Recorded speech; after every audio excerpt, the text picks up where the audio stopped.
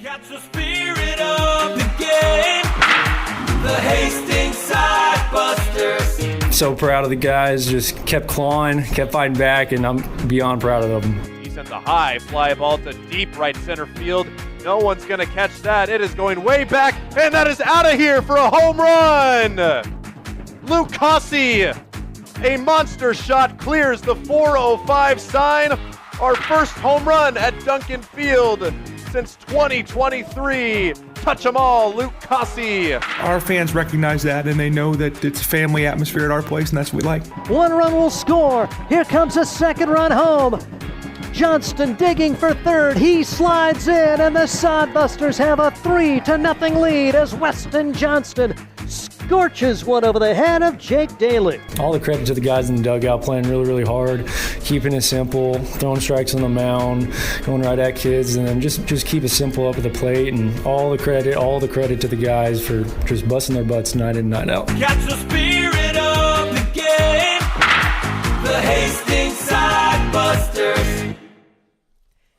Game 23, but a brand new opponent for the Hastings Sodbusters. The Plainsmen, a travel-only team, made its season debut on Wednesday. They got some decent players, but they started 0-3 at Fremont. Hastings beat the Prospects yesterday behind an excellent starting pitching outing from Marcus Miller. They can ill afford a loss as they sit a half game ahead of Spearfish with just 5 games to play in the first half of the Independence League standings. I'm Steve Stein on a steamy night for baseball at Duncan Field in Hastings, Nebraska. Noah Pagel is the producer. Connor Christensen provides technical assistance. When we come back, we'll have our next Sodbuster Spotlight as Chase Phillips is going to be talking with Ryan Valenta. Hastings getting set to go against the Plainsmen, and this is Sodbuster Baseball. Hi, I'm a baseball umpire. My job can get pretty stressful. I have to keep my eyes open at all times, and if I don't make the right call, people boo me. So to relax, I visit a Nebraska lottery retailer like this one and buy some scratch tickets. It always calms me down. Hey, you cut in line. I did not. All right, you're out of here. Hey, he didn't cut. All right, you're out of here. I feel better already. The Nebraska Lottery. Top prize odds vary by game. There's nothing like relaxing on a summer day. Nothing like taking in a Hastings Sodbuster baseball game. And there's nothing like an ice-cold Pepsi to make the day perfect. Pepsi Cola of Hastings wants to make your nothing like be the best day it can be, whatever the occasion. Enjoy your favorite refreshing Pepsi product throughout the Sodbuster season and make your nothing like memories. Pepsi Cola of Hastings, a proud sponsor of Hastings Sodbuster Baseball. Hastings Sodbusters baseball's in full swing, bringing you another fun-filled summer of high-level collegiate wood-bat baseball at historic Duncan Field. A great way to spend a summer evening with your families at a Sodbusters baseball game. Go online to HastingsSodbusters.com for their home game schedule or to purchase tickets. Hastings Sodbusters baseball. It's a hit. Catch the spirit of the game, the Hastings Sodbusters. Let's face it, we move our bodies around a lot. And sometimes things happen. A tweak, twist, pull, strain, ache, or pain. At Fisk Chiropractic and Sports Care, their goal is to restore your mobility, keep you moving, and ensure your rehabilitation is effective, efficient, and stress-free. Do you suffer from headaches and neck pain, lower back or sciatica? Call Fisk Chiropractic and Sports Care today. Start to discover wellness through chiropractic care. FiskChiropracticSportsClinic.com. Start feeling better now. Ryan Valenta with another episode of the Sodbuster Spotlights. One of the Central Nebraska natives, Chase Phillips. He has done a very good job for the Sodbusters on both sides of the baseball. One of the guys you see frequently on the mound and also seems some time in the field. Chase, good to have you with us and getting to play summer baseball a little bit home to Central Nebraska. Tell us about your decision to come to the Hastings Sodbusters this summer. I just thought it'd be pretty ideal, being 45 minutes away. Thought it'd be fun to come play and be able to work and be with my family. All right, well, you're getting an opportunity here in the summer, and you've pitched on the mound, and you've also been in the field. You're a guy that from Aurora there wasn't a high school baseball program for Aurora, so how did you become to go to college to play baseball when you weren't even doing it in the spring in high school? I did a lot of summer ball with the prospects. Other than that, in the spring I just trained real hard and got my name out there the best I could. All right, well, we've seen you on the mound, we've seen you in the field, and you've had your high moments in both. You're more of a pitcher, you more of a, because you played second, you played center field. What's your favorite position to play? I didn't play center until about a year ago, but I like center a lot. It's a lot of fun. Get to fly around, but pitching's also a lot of fun. So I'm not 100% sure which I like more. All right, well, your opportunity for the Sodbusters this summer, what's your main goal? Or are you looking on a specific facet of your game, or is it just to enjoy it? What does that look like this summer? I think enjoying it is a lot of it, but I also want to get better on both sides of the ball, pitching and hitting. But yeah, I enjoy it, and I just want to have fun. All right, it's summer, and we don't like to talk about school in the summer, but we got to do it. Metropolitan Community College had a nice spring for them in the field, but you didn't get to pitch this spring. I understand you're coming off a surgery for an injury. Yeah, I played just in the field this spring, and then this fall I'm going to try pitching out, see what I can do there, and then if it goes well, I'll do both. With the injury that you suffered and to get Tommy John to fix it, did that happen in a game, or how did that come about? Yeah, so I played all 3 games, 4-game series. I played 3 games in center, and then game 4 I came in to start. I think it was the second or third batter. I threw a fastball and it popped, so that was it, yeah. What has been the rehab process like? I know it's a very lengthy rehab process. How long did it take for you to be able to throw a baseball again, and what was the road like to recovery? I got the internal brace, so it was quicker recovery, but in full time it was about 8 months, but I started to throw probably around 3 or 4 months. But I had good PT down in Kansas City, so it was pretty smooth. It was nice. All right, and at Metropolitan, hopefully you get an opportunity to pitch for them next spring. What's your major there? Or do you have a career line of work that you've picked out? I didn't until about probably a month ago. I thought about sports management, just kind of taking that path. All right, so a dream job or anything that's maybe a career that you'd like to have come out of that major? I don't have one, not 100% sure. That's what college is about, and hopefully you can figure that out in the spring. Talk about professional baseball or college baseball. Are you a big fan of any professional or college teams? Not a huge college fan, but I do like the Royals. You and everybody else in the central Nebraska area. What's it been like to get to know these group of guys that have had a lot of success, and you guys won 9 games to start the season? Just talk about the energy and the vibes on the team. It was really easy to be good friends with them. They're just a bunch of guys that I love to be around. Super fun. It's awesome. Well, when you guys aren't here on the baseball field, which you guys are here, I think we calculated for over almost 20 straight days here in this month of June, what's a hobby that you like to do, maybe by yourself or with some of the other guys on the team during the summer? I like to play MLB on my PlayStation. I think that's pretty fun. Being 45 minutes away, I don't hang out with the guys outside of baseball a whole lot, but the road trips, I get to be with them all the time, so that's fun. Play some poker, just a lot of little stuff. Chase Phillips, one of the Central Nebraska guys, our latest Sodbuster Spotlights. I'm Ryan Valenta. At Hastings College, we celebrate all the ways you shine. From more than 20 athletic teams to band, choir, theater, and art, plus esports, creative writing, speech, and media. Join in to earn a scholarship and find your people, the friends you'll hang out and have fun with. It's what makes Hastings great. So check out Hastings College, where your experience matters, in the classroom and in the activities you love to do. Visit us at hastings.edu. Core CPAs is your locally owned, full-service accounting firm. Our team of professionals have years of accounting experience and focus on building in-depth relationships with our clients. Our comprehensive and customized solutions are tailored to your specific needs. We pride ourselves in our commitment to integrity, objectivity, and professionalism. At Core CPAs, we provide tax services, payroll, bookkeeping, assurance and financial reporting, and much more. Visit our website at corecpas.us. Welcome back to Duncan Field as we bring you Hastings Sodbuster Baseball. Hastings getting set to go against the Plainsmen. The first meeting between these two teams as Already the Sodbusters have played 22, but the Plainsmen just getting their travel-only schedule rolling on Wednesday when they played 3 games against Fremont, losing them all, falling 11-4, 5-0, and 9-5. Yesterday, a little bit painful. They took a 2-1 lead after 5 innings of play, but gave up 5 runs in the 6th, then 3 more in the 8th, did battle for 3 runs in the 9th inning.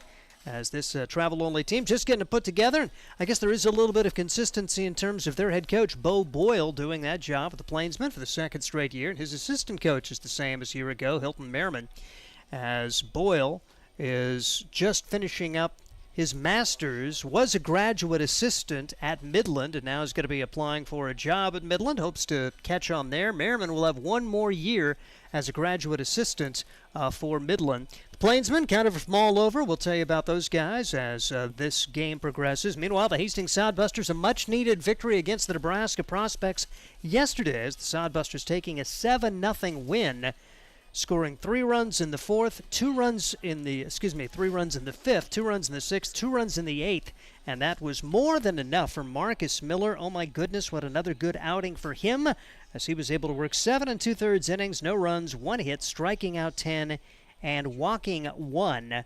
Really good outing for him. Nate Fisher finished up with an inning and a third of scoreless relief, and he's quietly had some solid outings here as of recent, has lowered his ERA as the season's gone on for the Hastings Sodbusters. So Hastings can't afford any kind of losses. They'll be favored to beat the Plainsmen here, a travel-only team, but you take nothing for granted. The Plainsmen did pick up a win in their this first season as a travel-only team. You saw the Sodbusters lose to the other travel-only team that really has no home in terms of the Bison a year ago, so you never know. Any game can bite you. Meanwhile, of course, the Nebraska Prospects, they don't have technically a home, but year in and year out, they usually have very solid players in the Omaha metro area, so they've been really a nice addition to this league to help fill some home games for the respective teams. Let's take a look at the standings in the Independence League heading into today. Hastings 15-7, Spearfish 15-8, so just a half game separating the Sodbusters and the Sasquatch. Casper lurking at 11-7, Fremont 9-11, Owyhee 5-15. Those teams will be battling for the top 2 spots. Winner of the first half, winner of the second half will meet for the championship at a 5-game series at the end of the year. If the winner of the first and second half are the same, the team with the second best overall record gets a chance to go. So every game is big, and the Sodbusters trying to wrap up a First Division title, and we really won't know who is going to be the First Division winner until the Sodbusters finish out their 3-game series with the Plainsmen and then make an important 3-game series, a trip to Casper on the 24th, 25th, and 26th, this Tuesday, Wednesday, and Thursday. That'll mark the end of the first half, so 6 more games. Sodbusters control their own destiny. It's going to be hard to win them all, but if you can win them all, you have a chance to lock down that first half championship and kind of take the pressure off heading into the second half. Now, the second half schedule, it's fascinating the way it worked out. Hastings opened the year with 3 against Spearfish. They had the 7 in a row against Casper. Spearfish, the other contender, they had 4 more against them. But in the second half, they will play neither of those 2 teams. They'll play a lot of games against Fremont. They'll have more games with the Plainsmen. They'll be visiting Owyhee and having home games with Owyhee, and also battling the Nebraska Prospects and the Bison. So no Spearfish, no Casper in the second half. And if it's any indication the way the first half has gone, you figure those 2 teams are the teams you're going to be battling with for the title. And they, meanwhile, will knock heads 10 times in the second half. So the schedule, if you take advantage of it, really goes in your favor in the second half. But you'd still rather win that first half and then just take your chances in the second half, be able to set your roster for the playoffs. The championship series will be July 29th, 30th, and then August 1st, 2nd, and 3rd. With the winner of the first half having the home field advantage, they'll actually go on the road to the second half winner for the first 2 games and then close with 3 at the end of that series. Hastings Sodbusters and the Plainsmen getting set to go. A 3-game series, and there has been a schedule adjustment. If you plan on coming to the ballpark to watch the Sodbusters and the Plainsmen with forecast for storms on Monday. They are going to play a doubleheader tomorrow, so no game Monday. 2 tomorrow, 2 7-inning contests beginning at 5 o'clock here at Duncan Field tomorrow. As the Sodbusters and the Plainsmen will have a 3-game series, just an adjustment in the schedule with the twin bill tomorrow instead of games tomorrow and Monday. 2 7-inning contests beginning at 5 o'clock. Let's take a look at the starting lineups. First of all, for the Hastings Sodbusters, they go with Christian Loera. He'll lead things off and play shortstop. Jaden Shabry is at second base and batting second. Batting third and playing left field, Jackson Crane. Batting fourth, first baseman Jude Greaves. Batting fifth and catching, Brock Cross, his first game behind the plate for the Hastings Sodbusters. Tyler Welch is at third base and batting sixth. Batting seventh, Ethan Foley, the DH. Batting eighth, Zane Wilson in right field. And batting ninth and playing center field, it's Jet Hannaford. Creighton Jacobitz will be on the mound for the Hastings Sodbusters. Once again, it's Loera, Shabry, Crane, Greaves, Cross, Welch, Foley, Wilson, Hannaford, with Jacobitz on the mound. Hastings, under the direction of first-year coach Josh Prenner. He was an assistant coach at Arkansas State Mountain Home, the Trailblazers. That is his home school. He's from Mountain Home, Arkansas. Got a chance to be an assistant coach there, and circumstances meant he actually had to be the co-head coach as the spring wound down. His assistant coach is Corey Caranda, guy who has wrapped up his graduate assistant duties working at Lockland Country Club when he's not helping out the Hastings Sodbusters. The Plainsmen, their starting lineup looks like this. Dean Samuel leads off and plays third base. It's Brady Alexander in center field batting second. He is a future Hastings Sodbuster. Once the Plainsmen are done with their schedule, the Ohio University recruit is going to be coming and playing for the Sodbusters. They're going to be losing some guys down the stretch to other commitments, so Brady plan right now is to have him join the Sodbusters once he's done playing with the Plainsmen. Chris Ortega, the DH, bats third. It's Brian O'Connell doing the catching and batting fourth. Brody Boyle in left field bats fifth. Then it's Jake Steffes, the shortstop, batting sixth. Braden Boyle at first base and batting seventh. Asher Friedman is at second base, batting eighth, and batting ninth and playing right field, Amari Hackett. Brandon Krebs will get the start on the mound for the Plainsmen. Once again, for the Plainsmen, it's Samuel, Alexander, Ortega, O'Connell, Boyle, Steffes, Boyle, Friedman, and Hackett with Krebs on the mound. And if the Boyle name seems prevalent in the lineup, well, Bo Boyle, the head coach, his two younger brothers, Brody and Braden, both getting a chance to play for Big Brother here, so that's kind of a fun deal, and getting a chance to play together. Brady is an outfield, or I should say, Braden is an incoming freshman, just out of high school at Elk Grove, California, played at Pleasant Grove High School. Brody Boyle will be a junior at Midland, so he's had a chance to be around his brother at Midland. He's from Wilton, California, returning a criminal justice major as the Plainsmen. A lot of Boyles there. Mentioned Bo and Hilton Merriman, the two coaches for the Plainsmen. Hastings Sodbusters, this game by the numbers, 15-7. A .264 team batting average. They do have 2 home runs, 10 triples, 17 doubles. They're 33 for 43 in stolen bases. Walked 102 times, but struck out 154. A team ERA of 4.48 with 162 strikeouts and 105 walks. The Plainsmen come in with a 176 batting average. A home run, a triple, 2 for 3 in stolen bases. Their team ERA at 6.12 in the early going. Last year they played 17 games.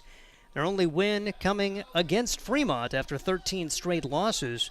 They hit 191 a year ago with a team ERA of 9.26. It's a travel-only team owned by the IBL. League owned the name of the former North Platte team, and so that's why they've got the uniforms, and so I've decided to call them the Plainsmen. Hastings Sodbusters and the Plainsmen getting set to go, as Hastings at 15-7 and the Plainsmen at 0-3. Mention after this 3-game series with the Plainsmen, the Sodbusters will have 3 at Casper. That'll be in the first half. Then they'll have a little bit of time off, and squeezed in there will be the Cornhusker League Legion All-Star. It's an exhibition matchup on July 2nd. Kind of cool for those guys who are playing summer high school ball to get a chance to swing the wood bats for one game and play against the Sodbusters on July 2nd. And then we're going to have a July 4th contest. That's been adjusted a bit. That is going to be a 4:30 start time on July 4th. They'll have one game with Fremont, then 3 more with the Plainsmen, the 5th, 6th, and 7th. They'll hit the road, 2 games at Oahe, actually 3 games in 2 days at Oahe, including a doubleheader on July 10th. They'll be at Fremont July 11th, and have a string of home games from July 14th to July 24th. They will be home every day during that time, as they'll have 2 with Nebraska, 3 with the Bison, 2 with Fremont, and 3 more with Nebraska, actually 4 more with Nebraska, all the way through the 25th before closing the season against Oahe the 26th and 27th. So a bunch of home games to close the regular season. Hastings Sodbusters, that's your second half schedule as we're just approaching the halfway point. And July is going to be a very busy day of home games and a good opportunity to come out and see Sodbuster baseball here at historic Duncan Field. 408 to straightaway center, 405 to the alleys, 367 to right field, and 370 to left field. It's a bit steamy. We've had our heat advisory going on the last 2 days with temperatures in the triple digits, heat index well into the 110s, and it certainly feels just as bad or worse on the turf out there. It's actually a chilly 96 degrees at game time today as we hit 100 earlier. We'll take it down to the field and have the singing of our national anthem in advance of today's game between the Sodbusters and the Plainsmen.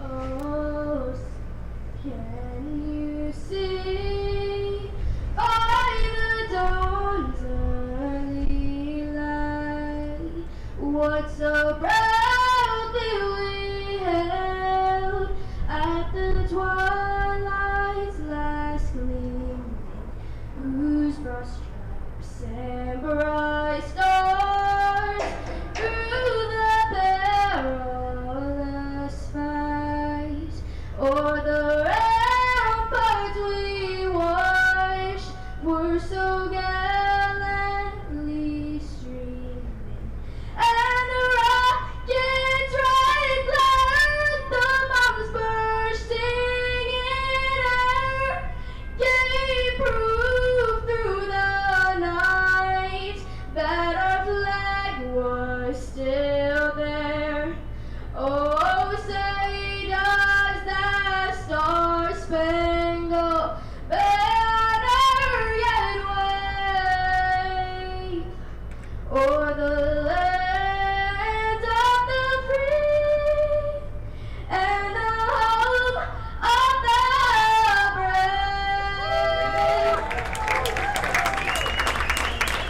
Welcome back to Duncan Field. Mentioned the temperature only at 96 degrees. Now it does feel like 103. That's the heat index with south winds at 20 miles an hour, gusting up to 30. It is blowing in from right field, so even bigger this particular field, Duncan Field. It is going to take a monstrous shot to get it out to right today at 405 to the right field alley. Sodbusters going to be sending Creighton Jacobitz to the hill. The left-hander, 3-1, a 1.39 ERA, making his 5th appearance. 26 innings, he's allowed 7 runs, 4 of them earned. He's struck out 26, he's walked 9, he's hit 8. Opponent batting average at 124. And Creighton, an accounting major, ag business minor, wants to be a commodity trader at some point in his future. Defensively for the Hastings Sodbusters, Brock Cross makes his debut behind the plate. Sodbusters have an embarrassment of riches at the catcher spot. Like 5 guys can catch on this team. At first base, Jude Greaves. Second base, Jaden Chabray. Third base, Tyler Welch.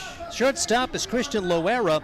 In left field, Jackson Crane. The center fielder, Jed Hannaford. And Zane Wilson in right. That's the starting lineups for the Hastings Sodbusters. Defensively behind Creighton Jacobitz, and I don't remember the gray uniforms at home. Most of the time, these are exclusively road unis, but the Plainsmen have a couple of sets of uniforms. One of those, the all-white with the green numbers. So whoever plans these sort of things got together, and the Sodbusters, they didn't want to be white, even though they don't have the pure white, even though it looked like the Plainsmen are the home team with their white uniforms. At least they're both not grays, because the Plainsmen, I believe one of their uniforms, they've got a green, and there was a game or two last year where both teams had the green jerseys, and old men like me had a big issue with that. But today it should be moderately easy to tell them apart with the Sodbusters in their grays with the green numbers trimmed in gold, Plainsmen with the white uniforms and green numbers. And stepping into the right-handed box, it will be Dean Samuel. Hope you enjoy today's game between the Sodbusters and the Plainsmen. First of three here. One game today, and then a 5 o'clock doubleheader tomorrow. That schedule changed, announced earlier today. Jacobitz brings the first pitch home, and that's right there for strike one. So says home plate umpire Torrance Williams. Nolan Chagru working the field today. Two-man crew here in the Independence League. No balls and a strike as Creighton Jacobitz winds and delivers.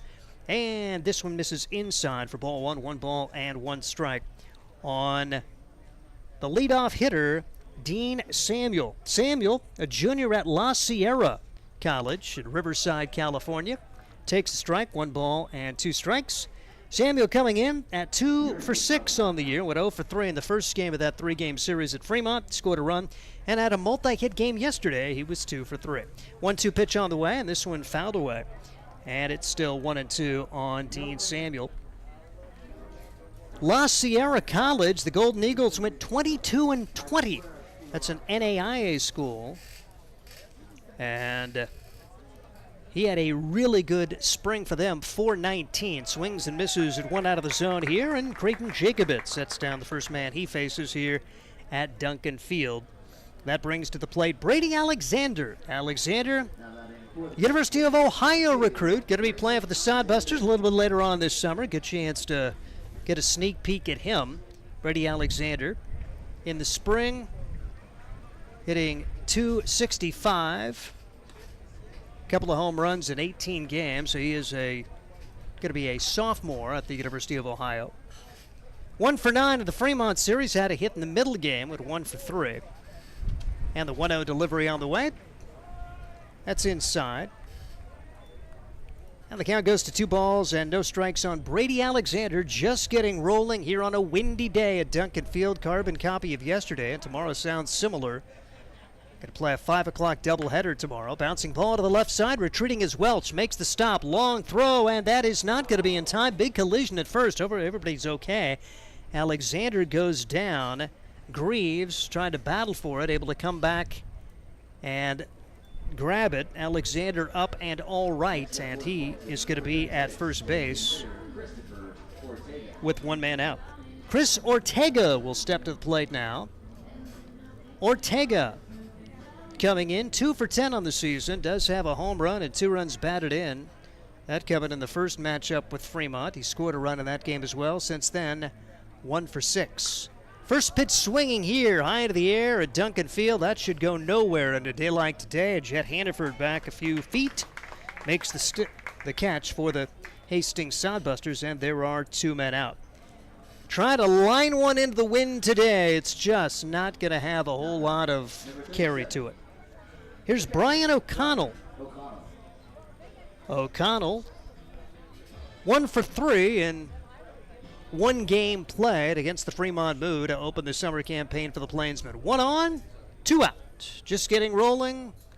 Sodbuster Baseball. Hope you enjoy our YouTube broadcast. And a big swing, no contact, no balls, and a strike on O'Connell. O'Connell out of the University of Tampa. If that sounds moderately familiar, they won the NCAA Division II championship here recently. 0-1 delivery on the way. And this one is a rocket to left field, carrying pretty well, and that is going to be a foul ball. Fortunately for the Sodbusters, that was a lot of carry on that one. Jackson Crane would have had no chance, but it is a foul ball. And a shot off the bat of O'Connell. He had limited playing time for the Spartans, hit .063 in 9 games, but The University of Tampa went 55-10 and won the NCAA Division II title. Pitch way outside. After seeing that bit of contact, Jacobitz stays away from O'Connell. 2 outs, nobody on, just getting rolling. As the Sodbusters and the Plainsmen. A 3-game series here. Supposed to be Saturday, Sunday, Monday. Swing and a miss. And a good job there for the Hastings Sodbuster left-hander. No runs, 1 man left, and we enter the bottom half of inning number 1. No score, and this is Sodbuster Baseball. Blue Fork Kitchen features elevated comfort food in a family-friendly, fast casual environment. With a full menu, you can sit down for a nice meal or order online for pickup. From salads and wraps to burgers and steaks, Blue Fork Kitchen has your kind of food. Open Tuesday through Thursday, 11 to 9 p.m., and Friday and Saturday, 11 to 10 p.m., with a special brunch buffet Sunday from 9 to 2 p.m. Blue Fork Kitchen is located in the Cimarron Plaza, 38th and Osborne Drive in Hastings. Like them on Facebook. Make your next pit stop at the Coach's Corner. A friendly staff and a deep lineup of snacks. You can find Coach's Corner in North Hastings on Osborne Drive East. More than just a gas station, Coach's Corner is the place to get delicious pizza made fresh for you and your family. Don't take our word for it. It's so good it'll be featured at selected Sodbuster home games this season. For a convenient and clean experience, be sure to check out the new convenience store in North Hastings, Coach's Corner. Steve Stein, Noel Pegel, Connor Christensen, as we are at Duncan Field, the Hastings Sodbusters. Going to be going against the Plainsmen here in their bottom half of the first after the Plainsmen had no runs on 1 hit. And we'll see a right-hander on the mound. It's Brandon Krebs. Krebs out of Midland University. Went to Papillion La Vista High. He's going to be a senior at Midland. Went 2-1 in the spring. 3 saves, a 4.81 ERA in 24 and a third innings for the Warriors. Defensively for the Plainsmen, behind the plate, Brian O'Connell. At first base, it's Braden Boyle. At second base, Asher Friedman. Third baseman is Dean Samuel. Shortstop is Jake Steffes. In left field, Brody Boyle. Center field, Brady Alexander. And in right field, Amari Hackett. That's the defense for the white-clad Plainsmen. Travel-only team here in the Independence League as the Plainsmen and the Sodbusters. Sodbusters 15-7, a half game in front of Spearfish. Spearfish yesterday had the day off as Casper beat Oahe 12-6. Fremont over Plainsmen. Over the Plainsmen 9-5. And Spearfish going to have the entire weekend off there in a little bit of a slow period. Sodbusters have gone through that. And then they're going to be taking on the Nebraska Prospects for a 3-game series while the Sodbusters go to Casper. So just in terms of the challenging opponent, nothing against the Prospects, but the Sodbusters get Casper, and we've seen the challenges Casper presents, the defending IBL champs. Here's Christian Loera. He's been swinging a hot bat, steps right in and swings away and fouls it back. Christian Loera has raised his batting average to .328. Think of more of a defensive player, Christian Loera, but he has got it going offensively. A double, 9 runs batted in, 15 runs scored, and has kind of stabilized the top of the order. He has stepped in there and basically been your everyday shortstop and leadoff guys. The pitch is taken outside. Of course, a lot of comfort between the head coach, Josh Printer, and Loera, who plays for him at Arkansas State Mountain Home. Here's a bouncer off the glove of the pitcher, and that's going to be an infield single for Loera, who hustles down. So a pair of infield singles for the respective teams. A leadoff single for the Sodbusters, and Jaden Shabry will step to the plate. Good to see Shabry in the field today. He's been battling arm issues since he made his one pitching appearance. Just didn't feel right on the arm. And, of course, you want to take every precaution here in summer ball. These guys on loan from their respective universities, or in Shabry's case, his university to come. Jaden Shabry takes outside for ball 1. He's .289 for the summer, a triple, 4 runs batted in, 7 runs scored, does have a stolen base, and in the field at the second base position today. Runner at first, nobody out, bottom of the first, Shabry, and he squares to bunt and takes a strike.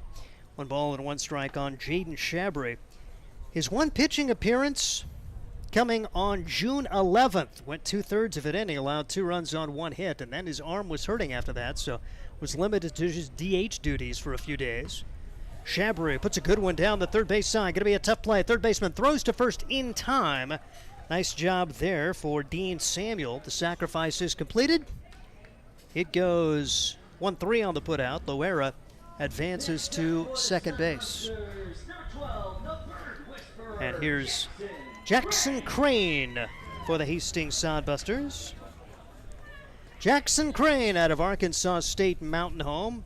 Headed back to Arkansas Tech, we believe. He's at 222, 2 triples, 4 doubles, 5 runs batted in, 5 runs scored. And he's first pitch swinging, bloops us down the first base line. That's trouble, and it's a hit. Loera rounds third. He's going to try to score. He'll do so. It's an RBI bloop single for Jackson Crane. And the Hastings Sodbusters get on top with a pair of Arkansas State Mountain Home guys getting it done. Loera and Crane, along with that sacrifice from Chabry. Starting pitcher Brandon Krebs hitting about 71 miles an hour with his pitches here in the early going.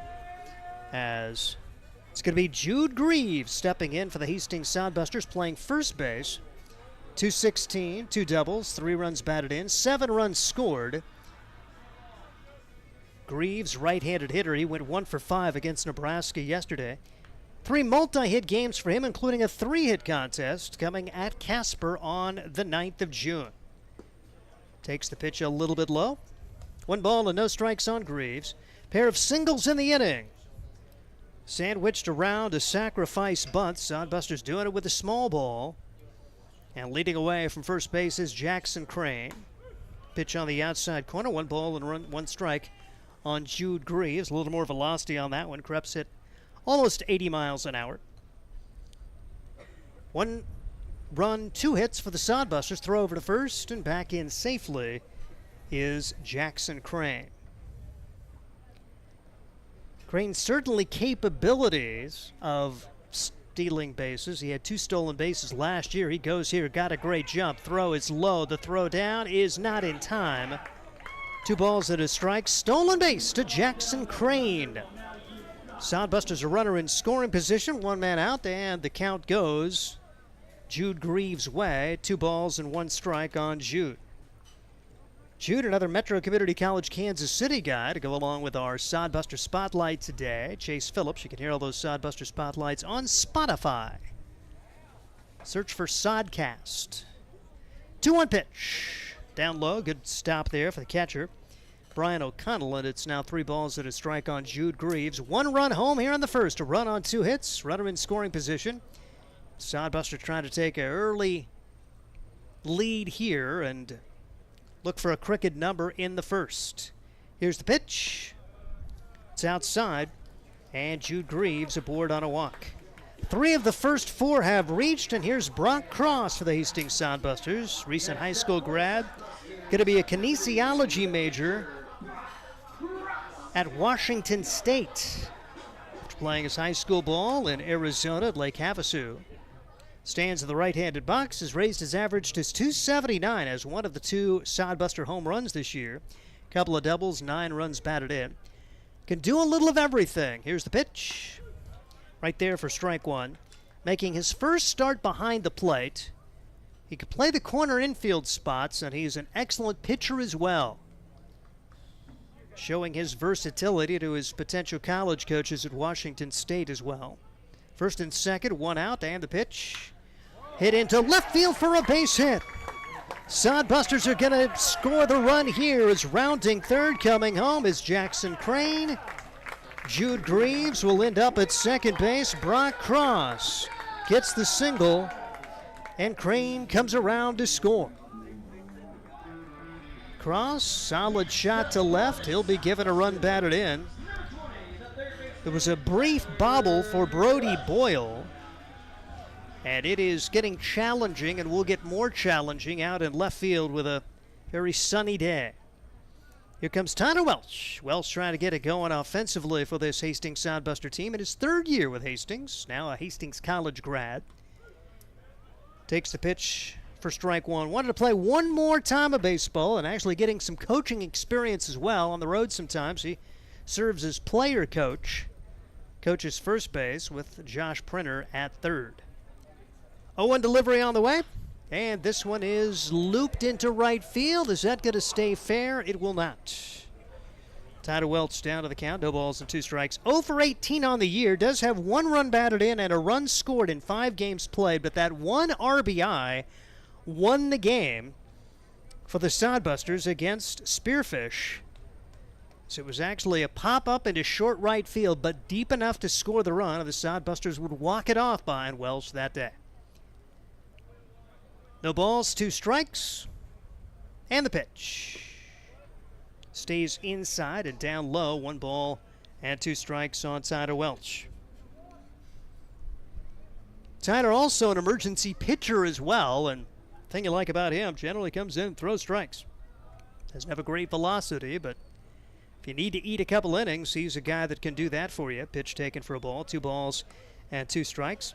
Will get his real estate license when he moves back home to Arizona and join the working world. But wants one more chance to play some baseball and could be doing some baseball coaching. Could be in his future as well. 2-2 pitch. High in the air, left field carrying pretty well. And this one is going to get over the left fielder's head. Brody Boyle could not find it. Welch into second. 2 runs will score on the Hastings Sodbusters. Extend the lead. Tyler's first hit of the year is a 2-run double. And the Hastings Sodbusters have opened up a 4-0 lead here in the first with still only 1 man out. Ethan Foley will try to keep the line moving. Mentioned the fact it was going to be tough to get much velocity. Now the wind blowing from right field and kind of blowing that one away from Boyle, who got turned around a little bit. The Sodbusters do get the RBI double and 2 runs home from Tyler Welch. He's now at second base with Ethan Foley trying to bring him home. Pitch is on the top of the zone for strike 1. No balls and a strike. Ethan Foley, Grand Island guy, going to Coffeyville Community College, home of the Red Ravens. Batted .308 in the spring in 5 games played. Takes this pitch on the outside corner. 2 strikes the count quickly on Ethan Foley. 4 for 12, 250. Actually, that'd be 333. 4 for 12. 2 RBIs, 2 runs scored in 4 games played. 0-2 pitch on the way. Taken outside. Ethan Foley for the Hastings Sodbusters. Another guy who they can throw in as a pitcher. He's made a relief appearance. If you don't want to use your frontline guys, you've got guys like Foley, Graham Hilton, Tyler Welch, who can come in and be emergency pitchers, if you will. Pitch taken for a ball, now 2 balls and 2 strikes. And when you're playing how many days in a row, sometimes that is the case. Sodbusters had that 5-game, 4-day trip to Oahe and Spearfish. 2-2 the count. And the pitch. Way outside. Great stop on the backhand by Brian O'Connell, and it's full up to Ethan Foley. Infield single, sacrifice bunt, single walk, single and 2-run double so far here in the bottom half of inning number 1, as Hastings is already on top 4-0 against the Plainsmen. Krebs delivers. Called strike 3 as Foley could not pull the trigger there on the 79-mile-an-hour fastball, and that will bring to the plate Zane Wilson. Wilson, right fielder. Saginaw Valley State guy. Finance major. Battling it so far at the plate this year, 1 out of 20. A run batted in, 4 runs scored in 8 games played. Went 0 for 3 against Nebraska yesterday, but did reach a couple of times and stole 2 bases. Takes the pitch inside. He was a .298 hitter in the spring with a home run, knocked in 9, scored 9 in 32 games played. 1 ball and no strikes the count. 8th man to bat, Zane Wilson here in the home half of the first. A right-handed pitcher, a left-handed batter. And the delivery, hit in the air to right field, carrying pretty well, and that's gonna fall. A run will score as Wilson rounds first. He's headed to second, And Zane Wilson with a double. It looked like Amari Hackett had an opportunity but just couldn't quite get there as he was twisting and turning a little bit. The wind playing a little bit of problems with that. It is not easy to play defense on a day like today. Heat index 103, winds gusting up to 30 miles an hour. And the ninth man to bat in the inning in a 5-0 game for the Hastings Sodbusters as Wilson now at second base. And here comes Jet Hannaford as the Sodbusters have batted around. Jet takes on the outside corner for strike one. Jet Hannaford, Arkansas State Mountain Home guy. From Mountain Home, Arkansas, a couple of multi-hit games for him and a .286 batting average with a double, 5 runs batted in, 8 runs scored. Righty-righty matchup. Krebs probably deserves better than this. He's had a couple of fly balls, but just unable to make plays for the Plainsmen. They've turned into hits, but still relatively early in the summer and a tough place to play outfield here at Duncan Field, and these guys getting their first opportunity to do that and learning under fire. Bouncing ball between the shortstop and third baseman. Going to be knocked down by the shortstop, but no play. That'll be an infield single for Jet Hannaford with his speed. No chance there. Just a good job for Jake Steffes to get to it. Now runners at first and third, and Christian Loera tries to keep it going as we will see a visit to the mound from Hilton Merriman. And Brandon Krebs trying to make it through this first inning. As tough first inning for Krebs, although there's been a couple of fly balls you felt like maybe were going to be outs. Just hasn't worked out that way, and that, of course, an infield single. Sodbusters also have 2 infield singles in the inning. And taking full advantage here as they get another hit, first time through the order. 6 hits. Right now, the pitcher will remain out there as he will see Christian Loera for the second time. Loera, an infield single his first time up, would advance on a sacrifice and score on the RBI single from Jackson Crane. So 10 batting here in the first. The Sodbusters lead it 5-0 already. Here's the pitch.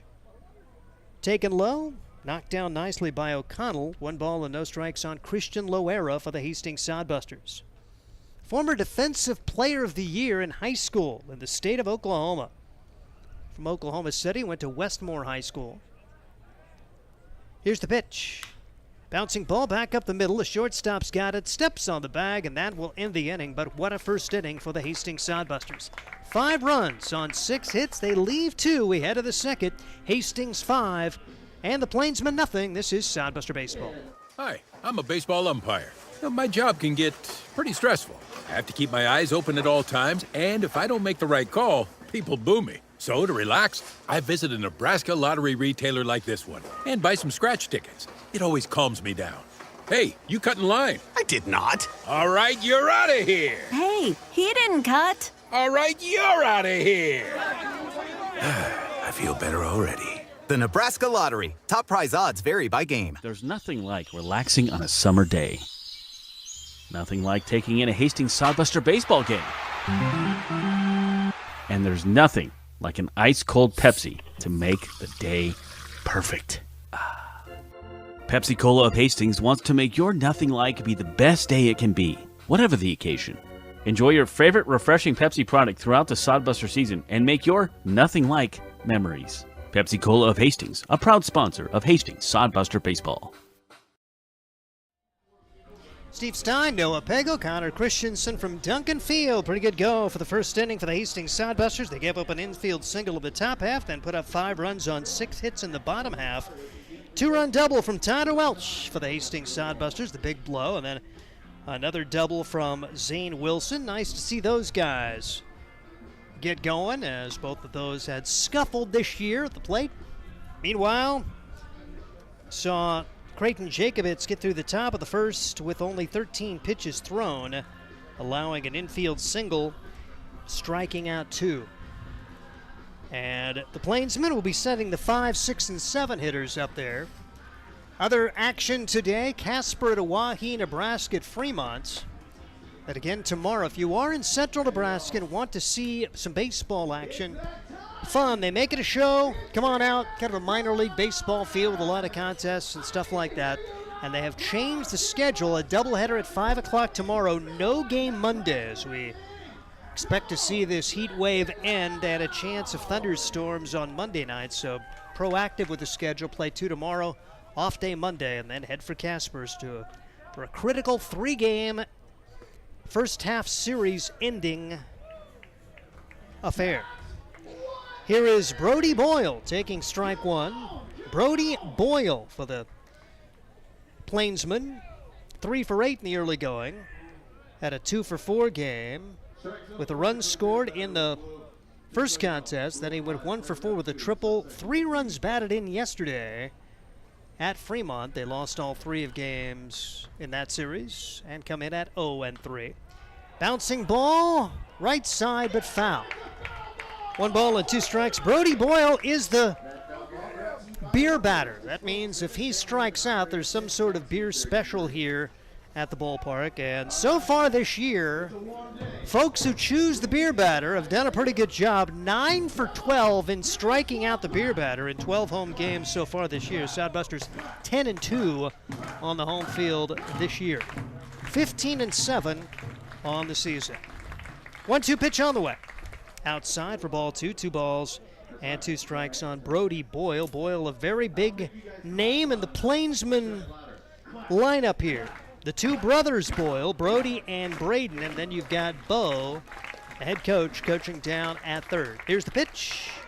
Called strike 3, and Boyle knew it. He was headed to the dugout, just couldn't pull the trigger. 3rd strikeout.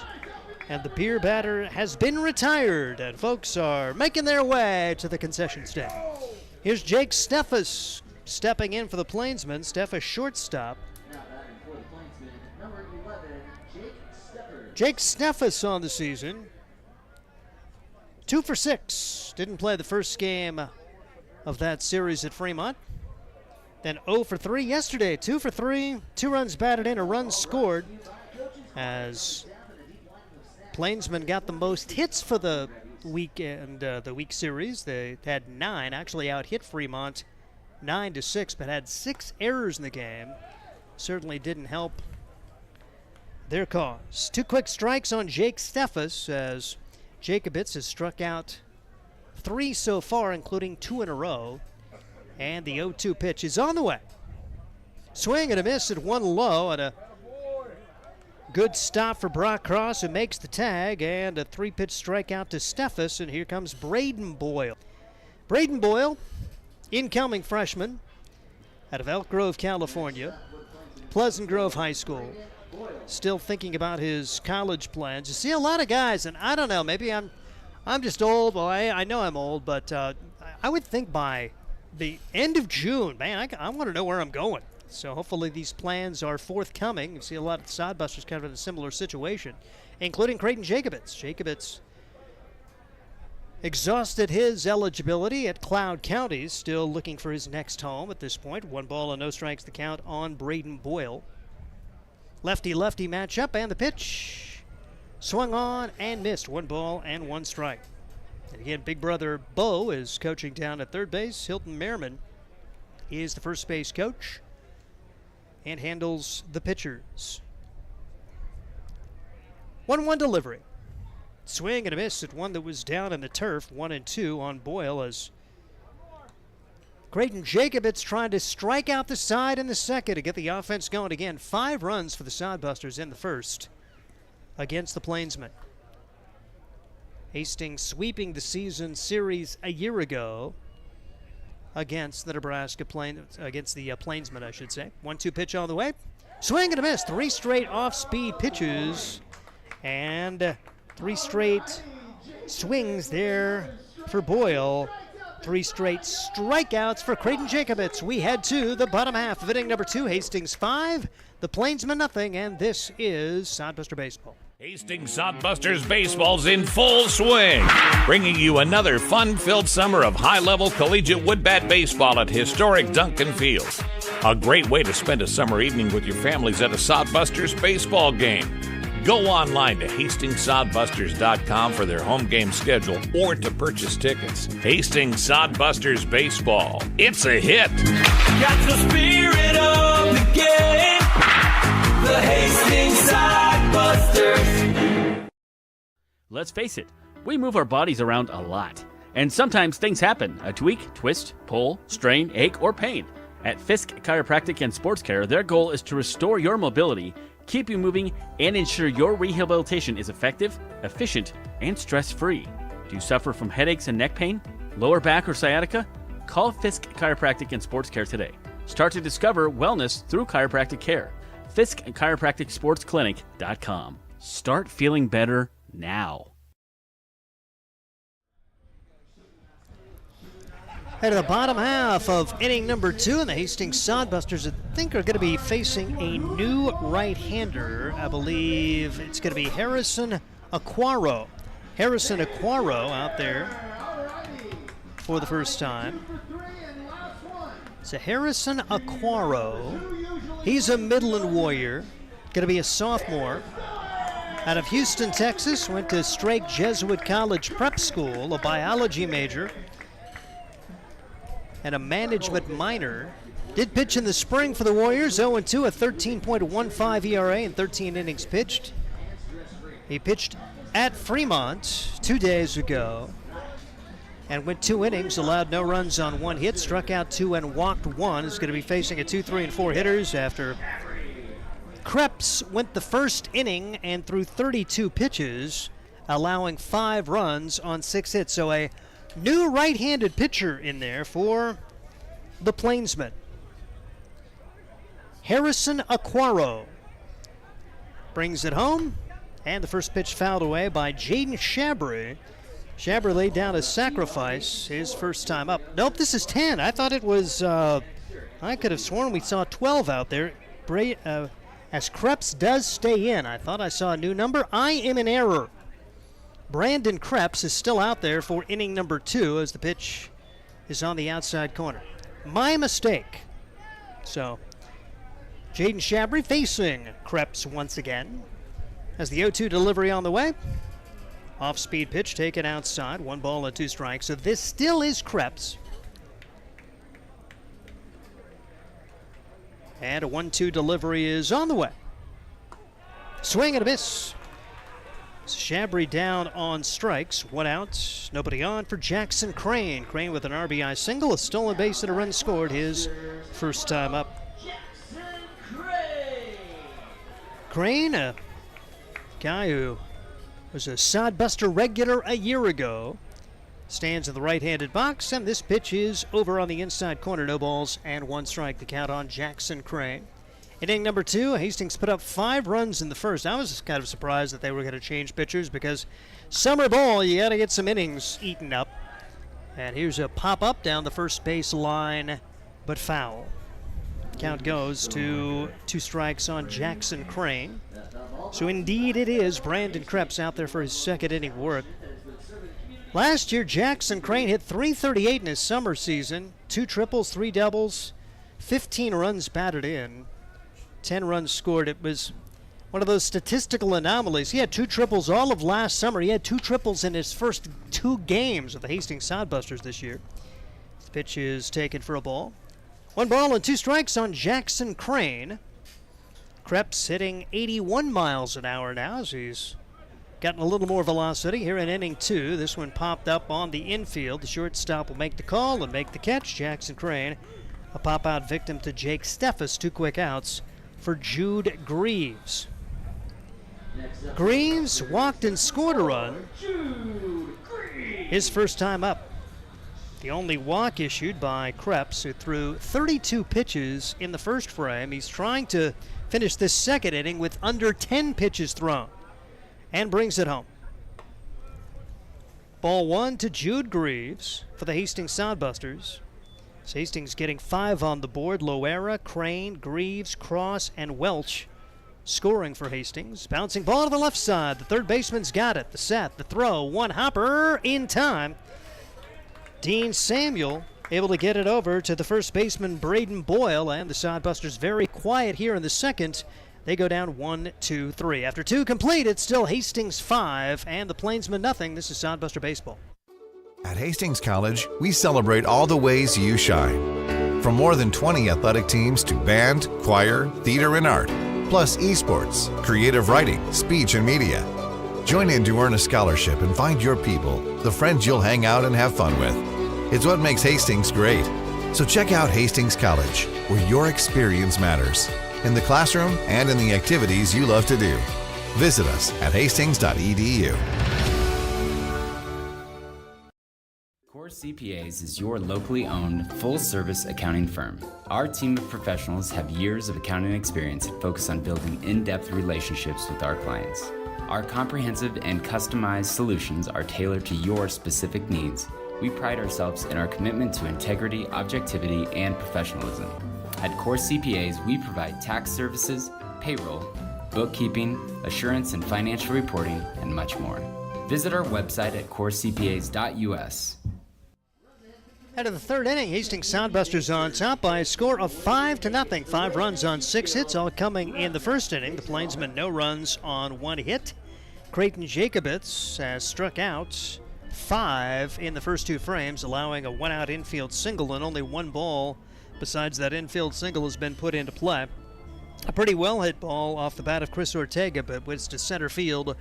A day like today, the wind blowing in from almost straightaway center.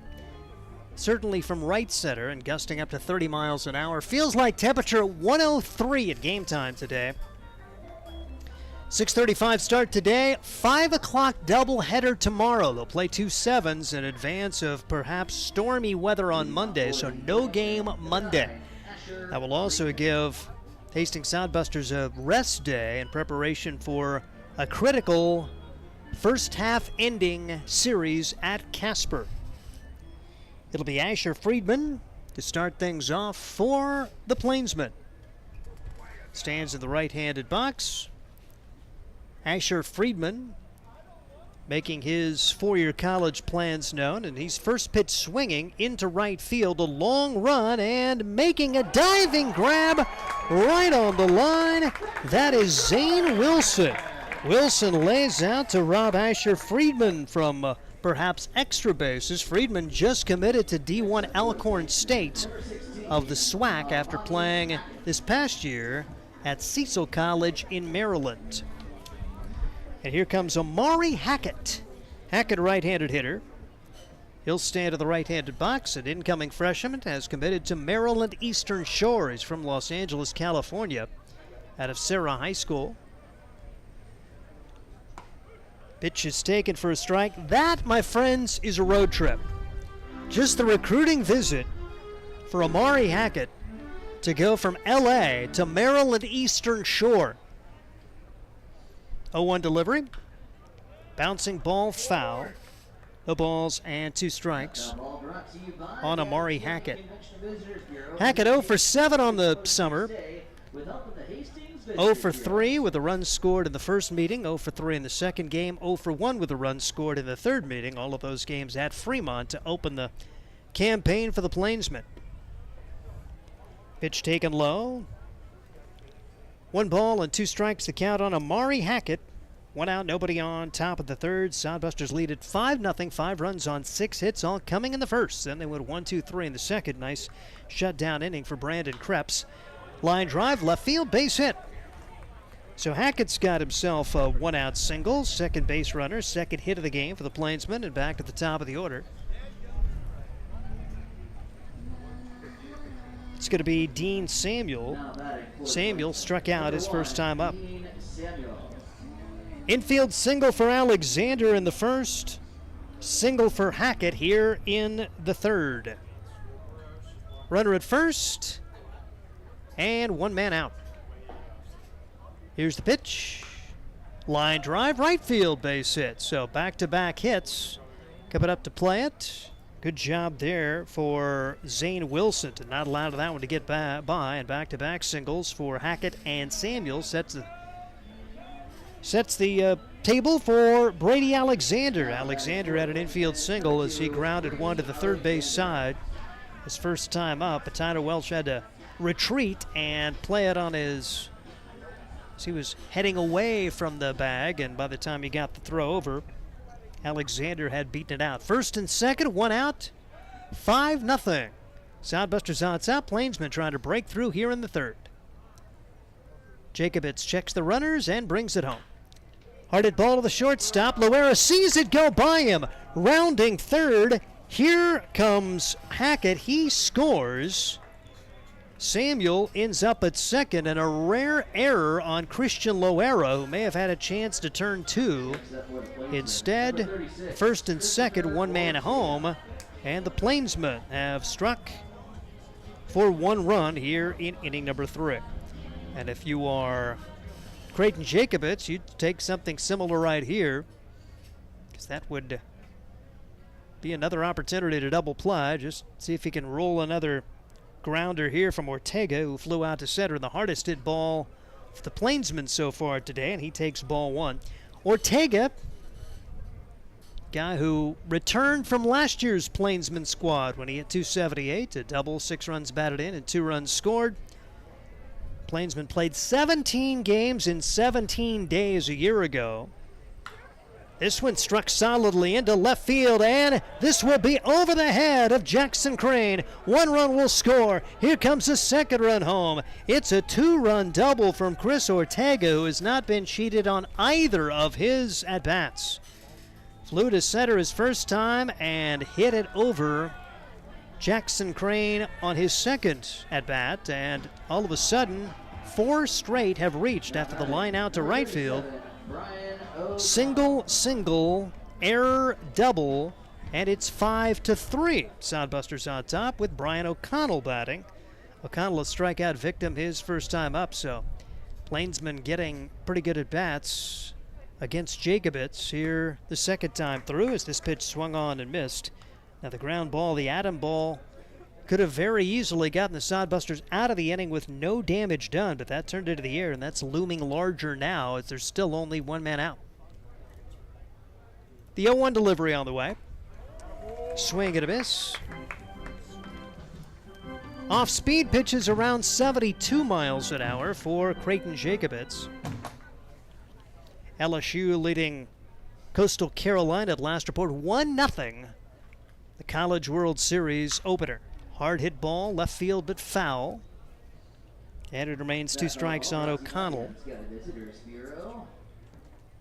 5 runs, 6 hits for the Hastings Sodbusters, 3 runs, 4 hits for the Plainsmen, and not done here in the top of the third with a runner at second and only one man out. And Creighton Jacobitz brings it home. Pitch outside for a ball, 1 ball and no strikes on O'Connell. O'Connell from Greensboro, North Carolina. He's a finance major. Stands in the right-handed box against the left-hander, Creighton Jacobitz. And swing and a miss. So 2 outs in the inning. That calms the nerves a bit here as Sodbusters had seen the Plainsmen have 4 straight reach. And here's Brody Boyle batting for the second time. He was a strikeout victim his first time up. Already 6 strikeouts for Jacobitz. And Boyle, part of 3 straight strikeouts for Jacobitz in the second. Now in the third, a productive go here for the Plainsmen. They've got 3 on the board. Pitch taken outside for a ball. 1 ball and no strikes on Brody Boyle. Runner at second, 2 outs, 3 home. Single, error, double in succession, plating 3 runs. The big hit, the 2-run blast from Ortega over the head of the left fielder Jackson Crane for the 2-bagger. Bouncing ball foul. 1 ball and 1 strike on Boyle. Brody Boyle, Midland University guy. He played for the Plainsmen a year ago. 278, 4 doubles, 4 runs batted in, 11 runs scored for the summer team. Travel-only squad. They made their debut last year. This used to be a team based in North Platte. This pitch is by the catcher for a wild pitch. 2-1 the count, and Ortega now at third. But North Platte, they have actually left the league, and they are home to a independent minor league squad. I believe it's the Pecos League. They play teams from Arizona and California and all over creation. I have no clue how they afford to do that. Second year there. It was thought maybe that they would re-enter this league, but certainly it didn't happen this summer. 2-1 pitch on the way, and that's taken upstairs. 3 balls and a strike on Boyle with 1 on, 2 outs, 3 home for the Plainsmen. But the league owned the name, they owned the jerseys, and so creating a travel-only team to help the regular members, if you will, with some home schedule dates. Swing and a miss. 3-2 now on Boyle. This and the Bison. It'll be Bison baseball later on this summer. They fill some more scheduled dates during the month of July. 3 balls, 2 strikes, 2 outs, and the pitch. Strike 3, called strike 3, and Boyle knew it for the second time. He strikes out looking at a nice comeback for Jacobitz. 3-run score on 3 hits. 1 error and 1 man left, and we head to the bottom half of inning number 3. Hastings 5, the Plainsmen 3. This is Sodbuster Baseball. Hi, I'm a baseball umpire. My job can get pretty stressful. I have to keep my eyes open at all times, and if I don't make the right call, people boo me. So to relax, I visit a Nebraska lottery retailer like this one and buy some scratch tickets. It always calms me down. Hey, you cut in line. I did not. All right, you're out of here. Hey, he didn't cut. All right, you're out of here. I feel better already. The Nebraska Lottery. Top prize odds vary by game. There's nothing like relaxing on a summer day. Nothing like taking in a Hastings Sodbuster baseball game. And there's nothing like an ice-cold Pepsi to make the day perfect. Pepsi Cola of Hastings wants to make your nothing like be the best day it can be, whatever the occasion. Enjoy your favorite refreshing Pepsi product throughout the Sodbuster season and make your nothing like memories. Pepsi Cola of Hastings, a proud sponsor of Hastings Sodbuster Baseball. Welcome back to Duncan Field. The Hastings Sodbusters now in a ball game. It was 5-0 after 1 inning, but now 5-3 as they'll bat the bottom of the third with Cross, Welch, and Foley. And Krepp's really good bounce back inning for this Plainsman squad as he set him down 1-2-3 after giving up 5 runs on 6 hits in the first. Meanwhile, the Plainsmen plating 3 runs on 3 hits, aided by a big error. That's Creighton Jacobitz giving up the 3 runs, just 1 of those earned. He struck out 7 while allowing the 4 hits. Here comes Brock Cross. Cross, an RBI single and a run scored his first time up. Brock Cross for the Hastings Sodbusters. Nice young man, and I'll tell you what, almost all of them are. I don't know anybody who's not. Scott Kalusha, he really does a great job of not only finding good baseball players, but more importantly, finding high-character individuals to come to Hastings, and tries to have Zoom meetings with all of them and their parents. Bouncing ball right back to the pitcher off the bat of Cross. Well played by Kreps, underhand to first, and all of a sudden he's in a nice little run here. So he is set down 5 in a row. And Tyler Welch will come to the plate. Welch has solidly struck double his first time up. It brought home 2. Then he would score on a subsequent double from Zane Wilson. Wilson with a nice defensive play last half inning. Welch at the plate now. He's the starting third baseman today for the Hastings Sodbusters. Grounds this one to the right side. Fielded on a hop by the second baseman, and 2 quick outs. 4-3 on the putout there as Asher Friedman gunned it over to Braden Boyle, and the Sodbusters in danger of going 1-2-3 in short order here in inning number 3. You were thinking you were going to get to the bullpen very early for the Plainsmen, but after Kreps pitched 32 pitches in the first, just 10 in the second, and he's 2 up, 2 down with Ethan Foley watching strike 1 go by for the Hastings Sodbusters. Foley struck out looking his first time up. Jacobitz 45 pitches through the first 3 innings, and oddly enough, chance for Kreps to have almost that same number of pitches if he can get a quick out against Ethan Foley after he threw 32 pitches in the first. 1-1 delivery is fouled away. 1 ball and 2 strikes now on Ethan Foley. Trying for another quick inning is Krebs. 48 pitches thrown, 30 of them strikes. 1-2 delivery. Fouled back, remains 1-2, just one walk so far. It's been very clean in that respect for both pitchers, as no walks for Creighton Jacobitz. Walks and hit batters, the issue at times for Creighton Jacobitz, but so far no free passes. 1-2 delivery. Bouncing ball back up the middle. Friedman's got it, second baseman, and the Sodbusters have gone in order for the second straight frame. 3 complete. Hastings 5, the Plainsmen 3, and this is Sodbuster Baseball. At Hastings College, we celebrate all the ways you shine. From more than 20 athletic teams to band, choir, theater, and art, plus esports, creative writing, speech, and media. Join in to earn a scholarship and find your people, the friends you'll hang out and have fun with. It's what makes Hastings great.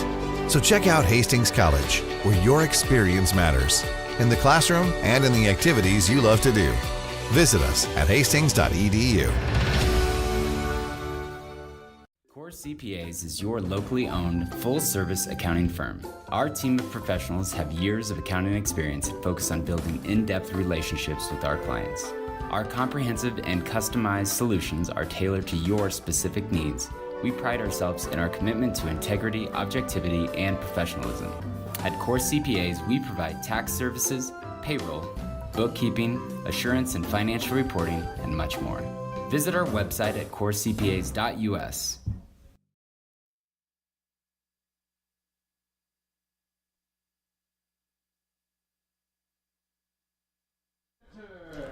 Head of the fourth inning, the Hastings Sodbusters on top 5-3. They scored 5 of the first. Plainsmen battled back for 3 runs in the third inning. How about Brandon Krebs?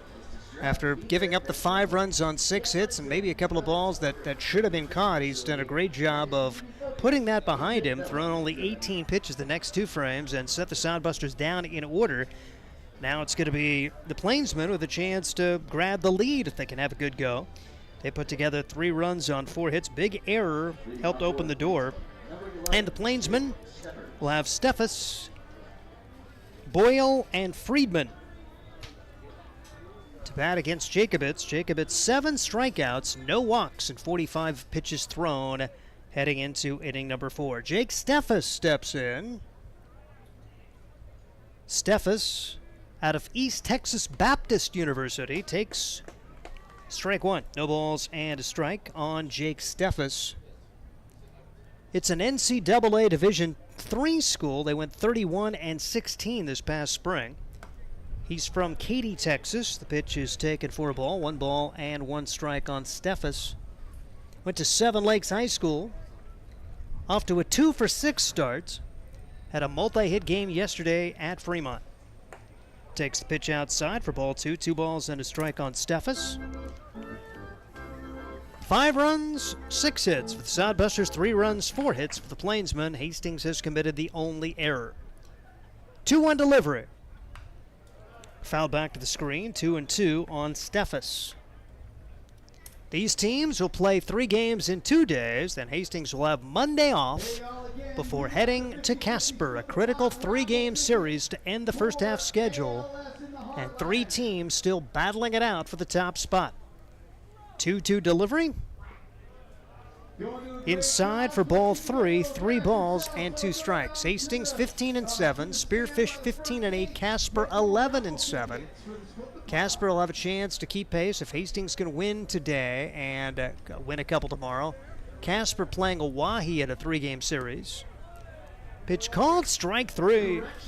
Steffes watches it go by. He thought he had ball 4 and was headed down to first. That's 3 straight strikeouts for the left-hander Creighton Jacobitz, and 8 in the ballgame with Braden Boyle stepping in.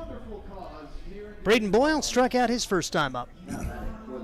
Meanwhile, Spearfish with the weekend off, but they will be playing the Nebraska Prospects Monday, Tuesday, Wednesday to wrap up the first half. Here's the pitch. Way outside, so they're on a little bit of a lull. Sodbusters, after their 3-game trip to Casper, will have a break before beginning second half competition.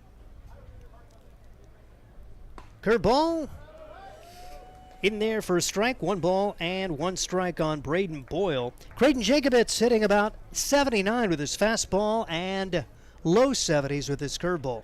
1-1 delivery.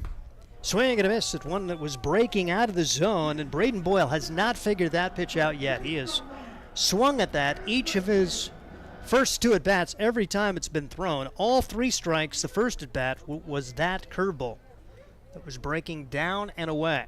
And we'll see if Jacobitz dials up another, because Boyle has not been able to gain a measure of that one so far. Jacobitz out of the stretch. Same pitch. Foul ball. Boyle just got a piece of that one, so he was able to gain a measure of it at least. It was not going to be a strike, I don't think, but Boyle did fight it off. Does Jacobitz go back to it? He's got him down to the count, or do you bring high heat and see if you can put it by him for yet another strikeout? 3 straight strikeouts. He had a string of 4 strikeouts in a row during this spot in the batting order the first time through, and he struck out the same 3 guys a second time. Here's the 1-2 delivery. This one hit into center field, but Jet Hannaford's got that one measured and makes the catch. 2 outs. And Asher Friedman will try to start a 2-out rally for the Plainsmen. He lined out to right his first time up on a really good diving play for the Hastings Sodbuster Zane Wilson.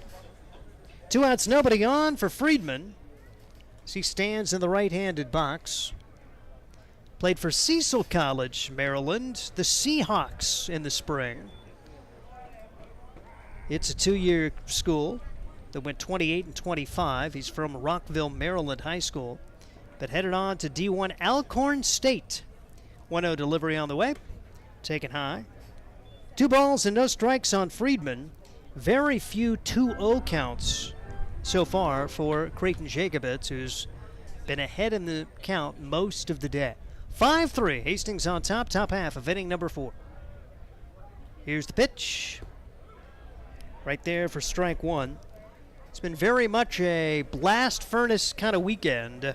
Temperatures near the triple digits, heat index over 100, and south winds gusting over 30 miles an hour. 2-1 delivery. This popped up into right field, very similar to the first time, and this one is going to fall fair. Rounding first, headed to second, diving in will be Asher Friedman, as it fell in no man's land between Wilson and Jaden Shabry. And it'll be a double for Friedman. He's in scoring position with 2 men out.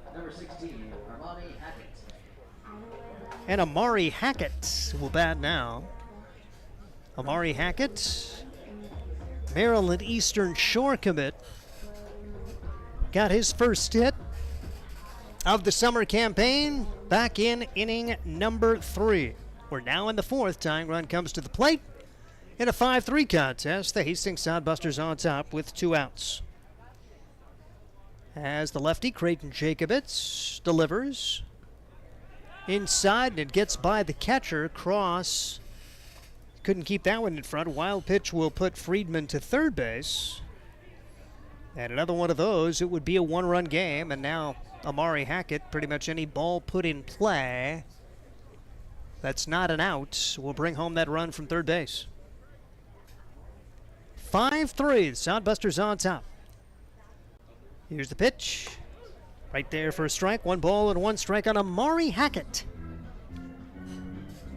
Hackett had gone 0 for 7 his first 3 games with the Plainsmen, but getting a hit in his first opportunity. He's the starting right fielder for the Plainsmen. And this pitch is hit hard into left field for a base hit. No chance for Loera. And it's an RBI single for Friedman. So after 2 are out, double and single from the 8 and 9 hitters. And it's 5-4. Hastings looked like it was going to be one of those runaway games when Hastings put 5 up in the bottom of the first. Plainsman said, not so fast. Here's Dean Samuel coming to the plate. No action for the Sodbusters. Meanwhile, Brandon Krebs has done a great job putting that first inning behind him and putting 2 zeros on the board to give his offense a chance. Dean Samuel singled his last time up, And this one is high in the air to left field. Jackson Crane, I don't think he saw it, but it's going to go well foul. It is an awful time of day to be a left fielder or a left side infielder here at Duncan Field, as not a whole lot of help. You're looking right up into that sun. And even if you've played out there before, there can be balls that just are in impossible spots. Plus the wind is blowing 30 miles an hour, blowing the ball away from you toward the foul line. Runner goes. Pitch taken outside. Throw down to second. Not going to be in time. Stolen base there for Amari Hackett. So runner in scoring position. The tying run now in scoring position in a 5-4 contest. Now the count 1 ball and 1 strike on Dean Samuel. Samuel trying to deliver the tying run now for the Plainsmen. Left-handed pitcher, right-handed hitter, and the delivery. Hit high in the air down the first base line. A long run for Jude Greaves, and will not quite be able to make the play for the Hastings Sodbusters. The count 1 ball and 2 strikes. Jude Greaves, one of the many guys who can catch on this Hastings Sodbuster squad. Seen a lot of versatility up and down the line. Cross, the catcher today, has been solid at third base and can pitch. We've got Chase Phillips, the Aurora guy, not in the lineup today, who's played third base, he's played center field, he's played second base and pitched. 1-2 delivery and a bouncing ball to the left side. Could be a tough play. Wells charges. He's got it. The throw to first in time. And that retires the side. But a run comes home on 2 hits. They'll leave a man. We head to the bottom half of inning number 4. Hastings 5, Plainsmen 4, and this is Sodbuster Baseball. Blue Fork Kitchen features elevated comfort food in a family-friendly, fast casual environment. With a full menu, you can sit down for a nice meal or order online for pickup. From salads and wraps to burgers and steaks, Blue Fork Kitchen has your kind of food. Open Tuesday through Thursday, 11 to 9 p.m., and Friday and Saturday, 11 to 10 p.m., with a special brunch buffet Sunday from 9 to 2 p.m. Blue Fork Kitchen is located in the Cimarron Plaza, 38th and Osborne Drive in Hastings. Like them on Facebook. Make your next pit stop at the Coach's Corner. A friendly staff and a deep lineup of snacks. You can find Coach's Corner in North Hastings on Osborne Drive East. More than just a gas station, Coach's Corner is the place to get delicious pizza made fresh for you and your family. Don't take our word for it. It's so good it'll be featured at selected Sodbuster home games this season. For a convenient and clean experience, be sure to check out the new convenience store in North Hastings, Coach's Corner. Into the bottom half, inning number 4, the Hastings Sodbusters now own just a 1-run lead. It was 5-0 after 1, but 3 in the third, 1 in the fourth, and Hastings tries to reignite the offense with the 8, 9, and 1 hitters. 5 runs on 6 hits in the first, and then Brandon Krebs has set down 6 in a row. Actually 7 in a row going back to the first inning, but got that fielder's choice grounder to end the first. And 1-2-3 in the second, 1-2-3 in the third, and we'll see what Zane Wilson can get done. Wilson, an RBI double his first time up. 2 teams will play a doubleheader tomorrow. 5 o'clock for the first contest, the other one about a half hour after. That no game Monday. They're making that change because of the potential for severe weather on Monday.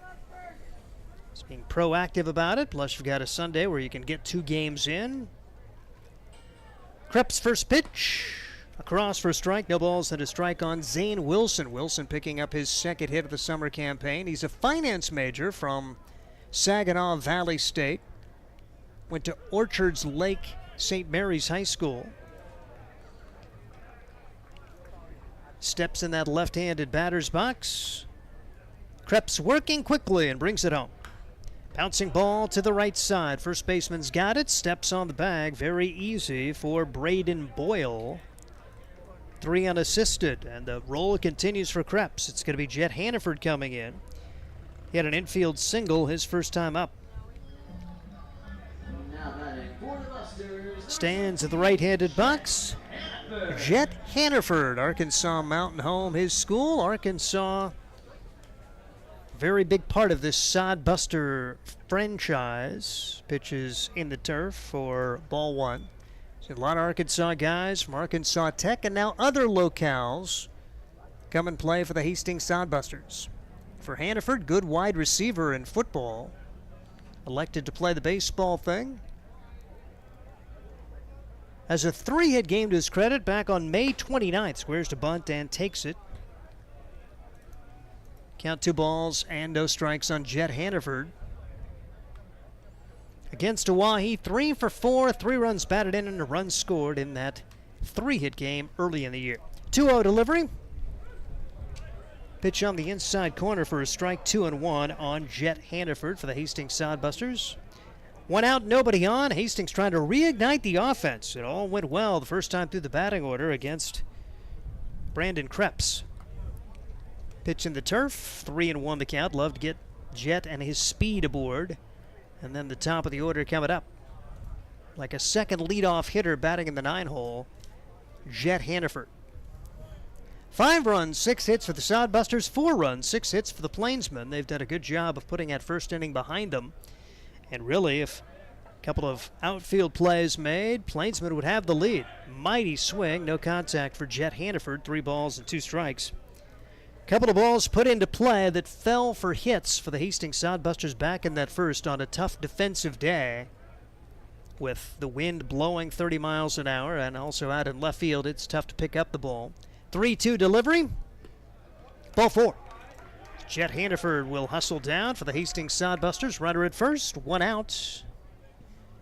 And Christian Loera will step to the plate. And Hannaford, to have a foot race to if you walk and the run to first, Jet Hannaford does not get cheated.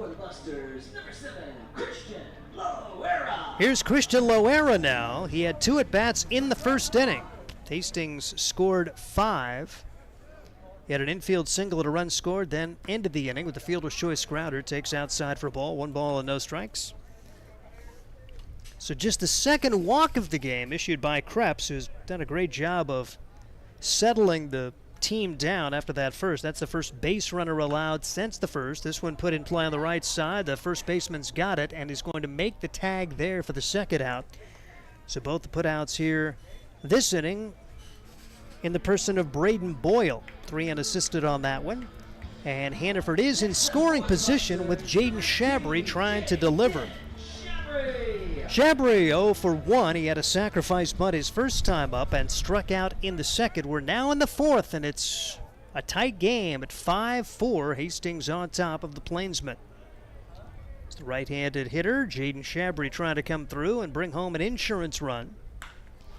Hit hard to the left center field gap. That is going to fall for a hit. Shabry will have extra bases and a run batted in. Jaden digs for 2, and he'll be in with his stand-up double. Now the throw comes to second, so Shabry digs for 3rd. He'll be there! Shabry seeing that ball, seeing the throw come, and thought, I am not stopping.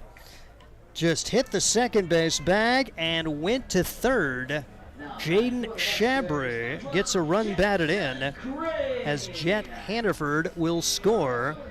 It's a double for Shabry, and advancing on the throw, that puts him now just 90 feet down the line for Jackson Crane. They're going to give an error as they miss the cutoff throw out in center field, so it'll be a double and an error, the first misplay officially for the Plainsmen. That puts the Hastings Sodbusters with an opportunity to extend a 6-4 lead, and Jackson Crane, the count 1-0 his way. Bounces this one back up the middle. The shortstop, Steffes, has got it. Throws high! Safe! Crane up and will stay at first. Errors on back-to-back plays, and the Hastings Sodbusters gets another run home. So 2 runs scoring in the inning. And the Hastings Sodbusters now push the lead to 7-4. Here's Jude Greaves trying to continue it. So the Plainsmen very easily could be out of the inning with only 1 run allowed. I say very easily, nothing comes easy today, but Jake Steffes airmails the throw, allowing a second run to score in this frame.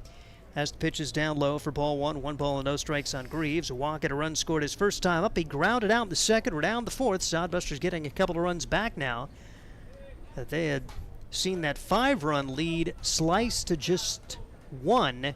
It's now a 3-run advantage with the Sodbusters coming up with 2 runs on 1 hit so far in the inning. And the pitch is down low for a ball, 2-0 the count on Jude Greaves. Greaves, the Hastings Sodbuster from Metro Community College, Kansas City, is out of Elk Grove, Missouri.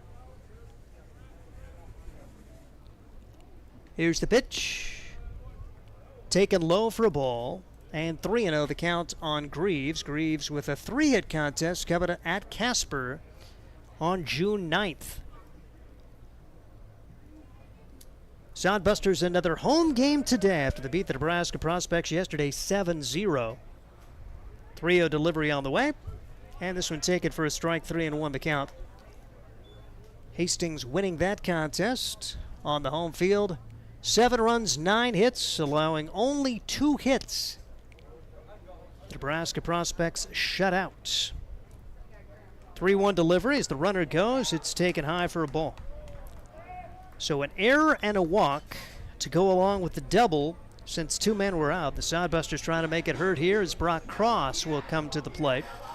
First of all, we will see the catcher go out and visit his pitcher as Brian O'Connell trying to settle Brandon Krebs. It was very easy for him in the second and third, and then got one out here in the fourth, but walk, then a ground out.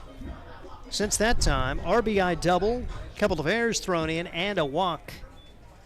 So the Sodbusters trying to take full advantage of the opportunities presented them. Brock Cross, 1 for 2 with an RBI and a run scored for the high school grad who's going to be taking his skills on to Washington State. Runners go. Pitch hit high in the air to center field. Shouldn't be a problem. And almost in his tracks, Brady Alexander to retire Brock Cross. And that'll do it for the Sodbusters, but they do plate 2 runs on 1 hit. They leave a pair. There were 2 errors, and we head to the 5th. Sodbusters lead it 7-4, and this is Sodbuster Baseball. Hi, I'm a baseball umpire. My job can get pretty stressful. I have to keep my eyes open at all times, and if I don't make the right call, people boo me. So to relax, I visit a Nebraska lottery retailer like this one and buy some scratch tickets. It always calms me down. Hey, you cut in line. I did not. All right, you're out of here. Hey, he didn't cut. All right, you're out of here. I feel better already. The Nebraska Lottery. Top prize odds vary by game. There's nothing like relaxing on a summer day. Nothing like taking in a Hastings Sodbuster baseball game. And there's nothing like an ice-cold Pepsi to make the day perfect. Pepsi Cola of Hastings wants to make your nothing like be the best day it can be, whatever the occasion. Enjoy your favorite refreshing Pepsi product throughout the Sodbuster season and make your nothing like memories. Pepsi Cola of Hastings, a proud sponsor of Hastings Sodbuster Baseball. Creighton Jacobitz will be out for his 5th inning of work, giving a little more breathing room here after he's seen Plainsmen score 4 in a row. His offense bouncing back with 2 runs in the bottom of the 4th, and now 7-4 the score. Jacobitz allowing 4 runs, just 2 of those earned on 6 hits while striking out 8 and not walking anybody. And you like his approach in terms of throwing strikes. Plainsmen did have a little bit of success that 3-run 3rd inning, and coming through with 1 run in the 4th with a double from Friedman, an RBI single from Hackett. Been able to work out around that, and then the Sodbusters plating 2 runs, 1 of those earned this past half inning against Krebs, who's seen his pitch count go up to 70 now, allowing the 7 runs, 6 of them earned on 7 hits, striking out 2 and walking 3 so far. Here comes Brady Alexander. Alexander's been aboard twice today. An infield single his first time up, reached on an air and scored a run. That coming in the 3rd. Pitch taken inside for ball 1, 1 ball and no strikes. University of Ohio product from Glenshaw, Pennsylvania, Shaler High School, and a future Sodbuster if all continues according to plan. 1-0 pitch taken for ball 2, 2 balls, no strikes. It's cool for him to get an opportunity to see pitching in this league, and then once the Plainsmen end their 18-game schedule, then he'll step in to fill a roster spot for Hastings. Hastings going to be seeing guys coming and going during the month of July. Pitch across for a strike. 2 balls and a strike on Brady Alexander. One of those guys who will be exiting, I believe, is Ryan Jarvis. 2-1 delivery. Swung on and missed. 2-2 the count on Alexander. Plainsmen 0-3, Sodbusters 15-7. One of the teams chasing them, Casper, has a 4-1 lead over Wahi in Pier in the 4th. 2-2 delivery.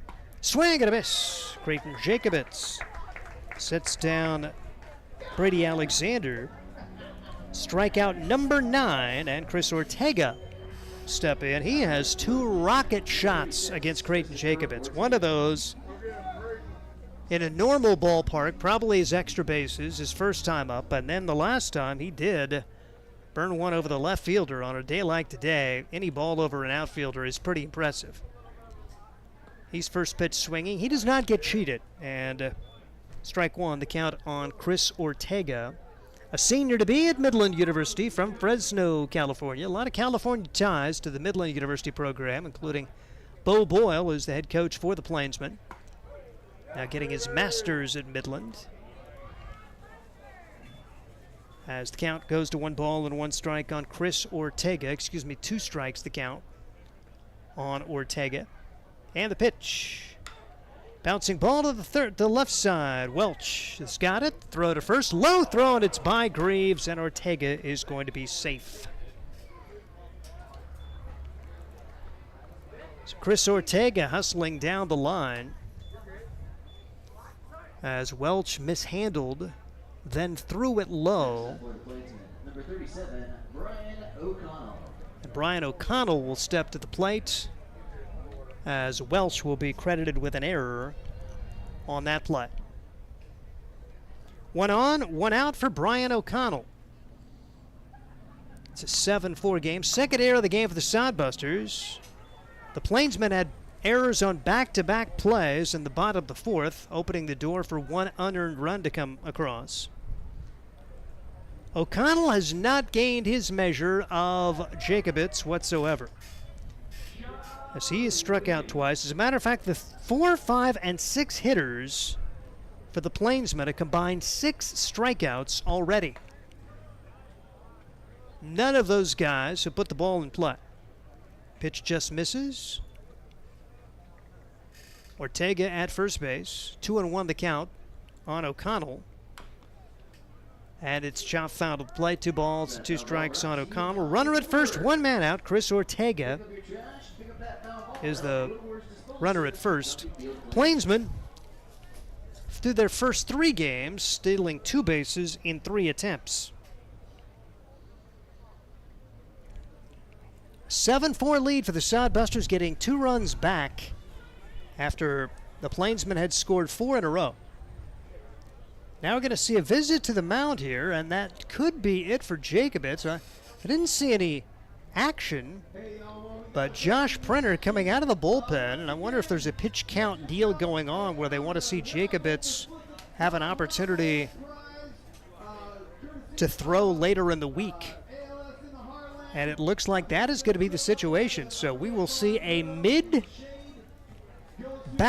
pitching change. Pretty unusual, but when you are on pitch counts, they do have pitch count situation, and right now Jacobitz just under 80 pitches, so the Sodbusters are going to make a move, and we will take a break, tell you about the new Hastings pitcher when we come back. This is Sodbuster Baseball. Hastings Sodbusters baseball's in full swing, bringing you another fun-filled summer of high-level collegiate wood bat baseball at historic Duncan Field. A great way to spend a summer evening with your families at a Sodbusters baseball game. Go online to HastingsSodbusters.com for their home game schedule or to purchase tickets. Hastings Sodbusters Baseball. It's a hit. Got the spirit of the game. The Hastings Sodbusters. Let's face it, we move our bodies around a lot. And sometimes things happen. A tweak, twist, pull, strain, ache, or pain. At Fisk Chiropractic and Sports Care, their goal is to restore your mobility, keep you moving, and ensure your rehabilitation is effective, efficient, and stress-free. Do you suffer from headaches and neck pain, lower back, or sciatica? Call Fisk Chiropractic and Sports Care today. Start to discover wellness through chiropractic care. FiskChiropracticSportsClinic.com. Start feeling better now.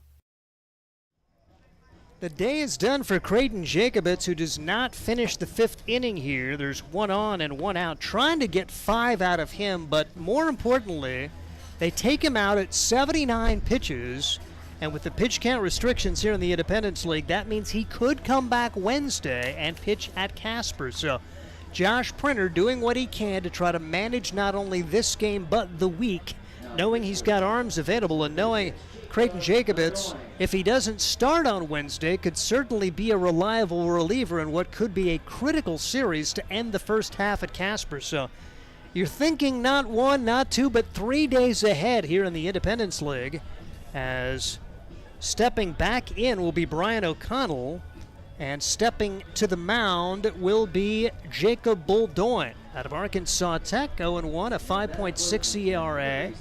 He's got 1 save, making his 7th appearance, allowing 5 runs, 4 of those earned, allowing 8 hits, striking out 7, walking 5, and hitting 1. He last pitched against Spearfish on June 18th.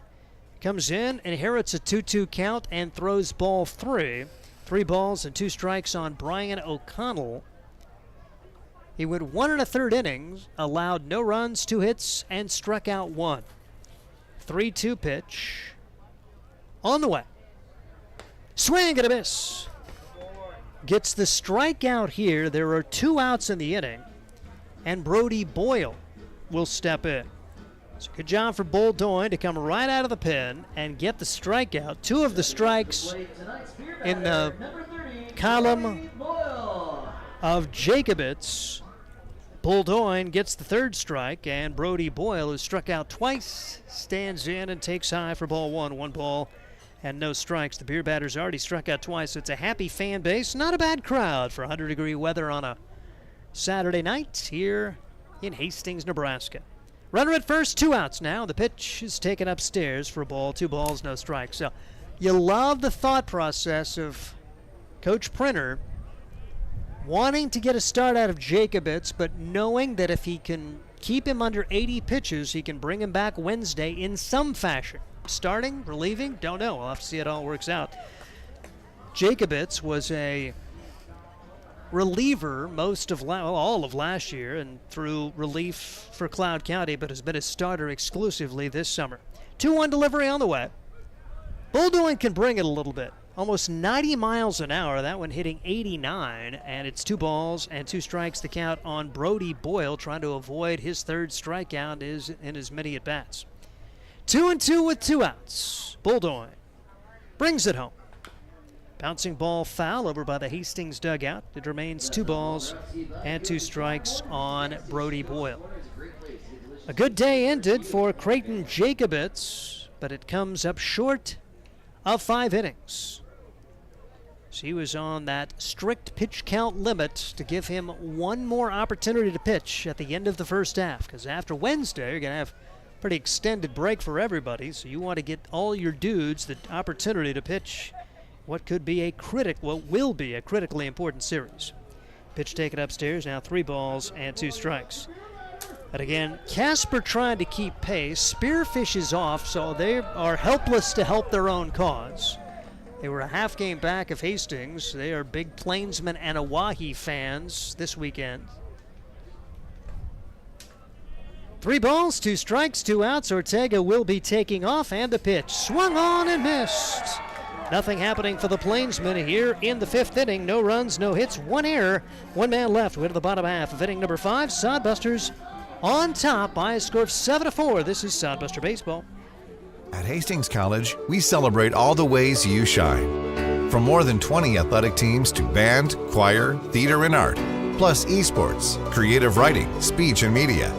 Join in to earn a scholarship and find your people, the friends you'll hang out and have fun with. It's what makes Hastings great. So check out Hastings College, where your experience matters, in the classroom and in the activities you love to do. Visit us at hastings.edu. CPAs is your locally owned, full-service accounting firm. Our team of professionals have years of accounting experience and focus on building in-depth relationships with our clients. Our comprehensive and customized solutions are tailored to your specific needs, We pride ourselves in our commitment to integrity, objectivity, and professionalism.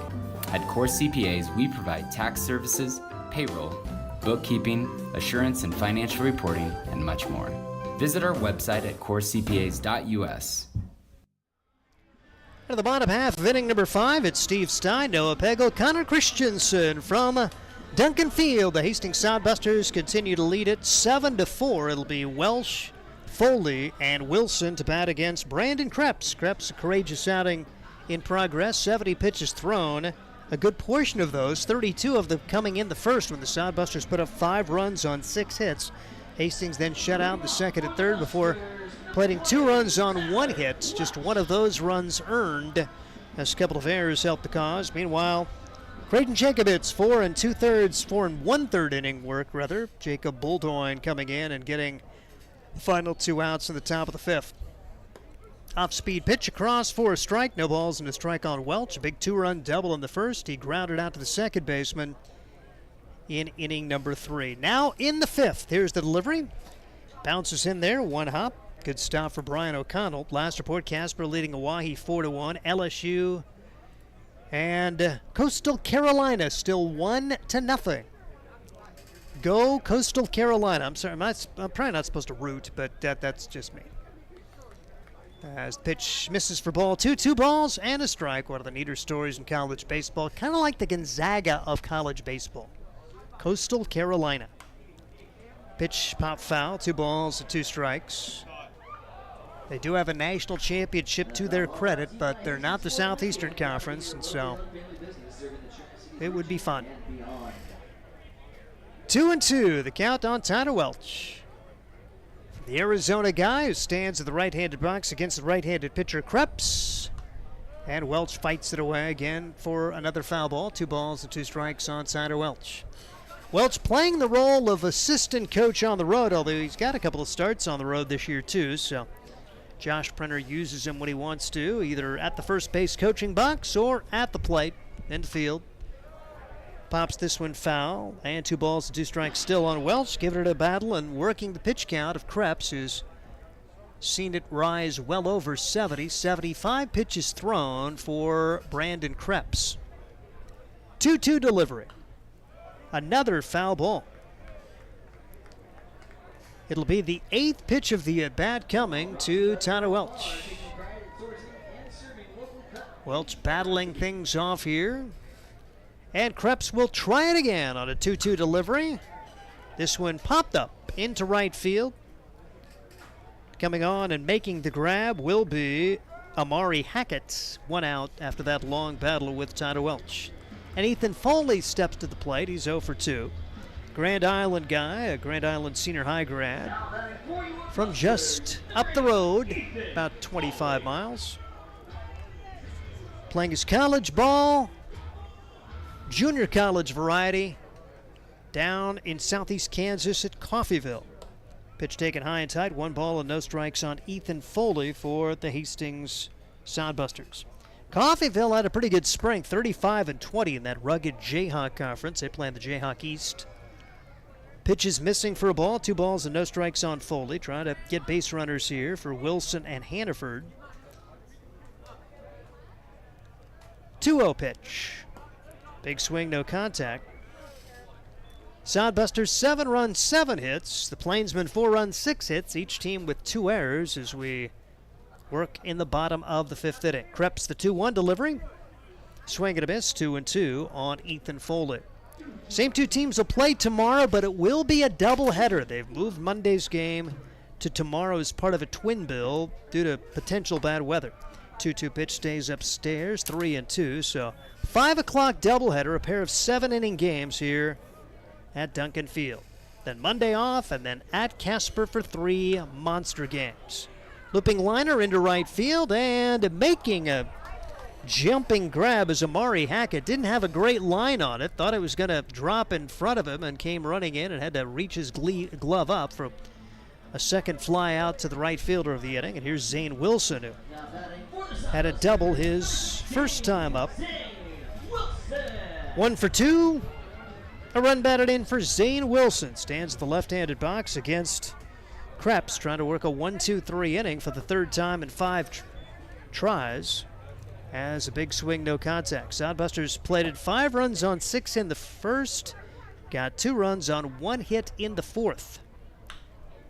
And Wilson skies out of the air to right field, and another chance for Amari Hackett, and he makes all 3 putouts in the frame. Sodbusters very quiet in the 5th. We head to 6th inning, and Hastings leads at 7-4. This is Sodbuster Baseball.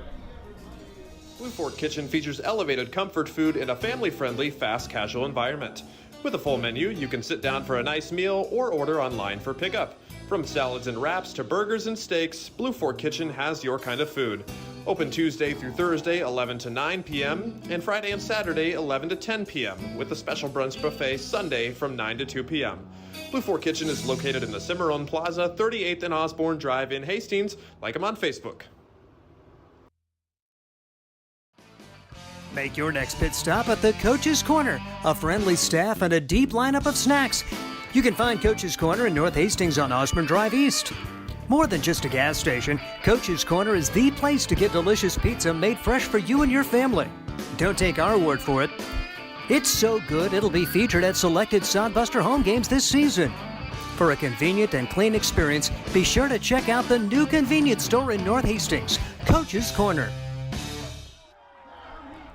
Out of the bottom half of inning number 6, of inning number 5 is the Hastings Sodbusters. Well, how about we head to the 6th? It's the top of the 6th inning as the Plainsmen going to be batting here. They'll have Steffes, Boyle, and Friedman against Jacob Boldoin. Boldoin making his first full inning of work here. He worked 2/3 of an inning in relief of Creighton Jacobitz and struck out 2. Doing a nice job there, coming in to get the 3rd strike after Jacobitz hit his pitch count limit today. And getting the next guy on strikes as well. And now he'll work to the 6, 7, and 8 hitters for the Plainsmen. Hastings on top 7-4, 7 runs, 7 hits. Plainsmen 4 runs on 6 hits. And we'll see Steffes chip in as Jake 0 for 2. He struck out in the 2nd, struck out in the 4th. Now in the top half of inning number 6. As the right-hander Steffes with a pair of strikeouts earlier against Jacobitz takes the pitch for ball 1. It's all talked about the desert for the Plainsmen here in their 4, 5, and 6 hitters. They have all struck out in every at-bat. Count there for pitch in there for Boldoin, 1 ball and 1 strike. That is 8 up and 8 Ks, and now 1 and 2 the count on Steffes. Chance to continue that for Boldoin. Jacob, a Canadian. Left-handers, been a nice addition to this Hastings Sodbuster program out of Arkansas Tech. 1-2 pitch on the way. And blew it by him. Little more velocity for Jacob Boldoin as he gets it up there around 88 after Creighton Jacobitz reached low 80, so even potential for more strikeouts for Boldoin, who has struck out all 3 men he has faced. And here comes Braden Boyle. Boyle 0 for 2. You throw him in with that 3, 4, 5, and 6 part of the lineup. He struck out 1 of the 2 times he's been up there, so not a whole lot of happening in this part of the order for the squad from the Plainsmen. And strike 1 the count on Braden Boyle. Watches this one go by for ball 1. He lined out to center his last time up after striking out in the 2nd when Creighton Jacobitz struck out the side. Part of a 9 strikeout day for Creighton Jacobitz. 1-1 delivery on the way. Swing and a miss. Did not catch up with the fastball for Boldoin, who hit almost 88 miles an hour with that one. And he's way ahead here for the Hastings Sodbusters. Boldoin winds and delivers. Foul ball, and that's off the Hastings fence in front of their dugout. Got to watch those left-handed hitters. If you're the Hastings Sodbusters, if they do not get around on it, that's coming right at you. 1 and 2 the count. Hastings Sodbusters have Brock Cross doing the catching for the first time this season, showing his versatility. Had been a corner infielder and pitcher. 1-2 pitch from Boldoin. Inside, almost hit him. 2 balls and 2 strikes the count on Braden Boyle. Jude Greaves at first base. Second baseman's Jaden Shabry. The shortstop Christian Loera. And at third base, Tyler Welch today. 2-2 with 1 out. Buldoin delivers. Bouncing ball to the left side. Welch will charge. He'll set and will not have a play as he tried to bring the ball back and just kind of grounded it over to first. There was going to be no chance that they were going to get Braden Boyle, who beats out an infield single, so it'll be the 7th hit of the game now for the Plainsmen. And that'll bring up Asher Friedman. Friedman lined out to right his first time up and then doubled back in the 4th. So the Plainsmen trying to draw closer here. 7-4. The Sodbusters on top. Hits even at 7. The errors are even at 2. Hastings on top thanks to that 5-run first inning. Top half of inning number 6. Number 8 hitter Asher Friedman steps in. Bouncing ball back up the middle. Second baseman's got it. Steps on the bag. Throw to first. Gets away. And it'll be a fielder's choice grounder as saw Jaden Shabry force out Braden Boyle. 4 unassisted there. Tried to throw over, but threw wildly. Fielder's choice will allow Friedman to reach. 2 outs, 1 on for Amari Hackett. Hackett a pair of hits on the day. Amari was 0 for 7 the first 3 games of the season for the Plainsmen. Pitch on the inside corner for a strike. No balls and a strike on Hackett. Friedman now running at first base for the Plainsmen. 4 runs, 7 hits for the Plainsmen. 7 runs, 7 hits for the Sodbusters. And the pitch just misses outside. 1 ball and 1 strike on Hackett. Pretty close, according to our flight scope artificial intelligence thing. Just got to watch out for it. Could take over the world.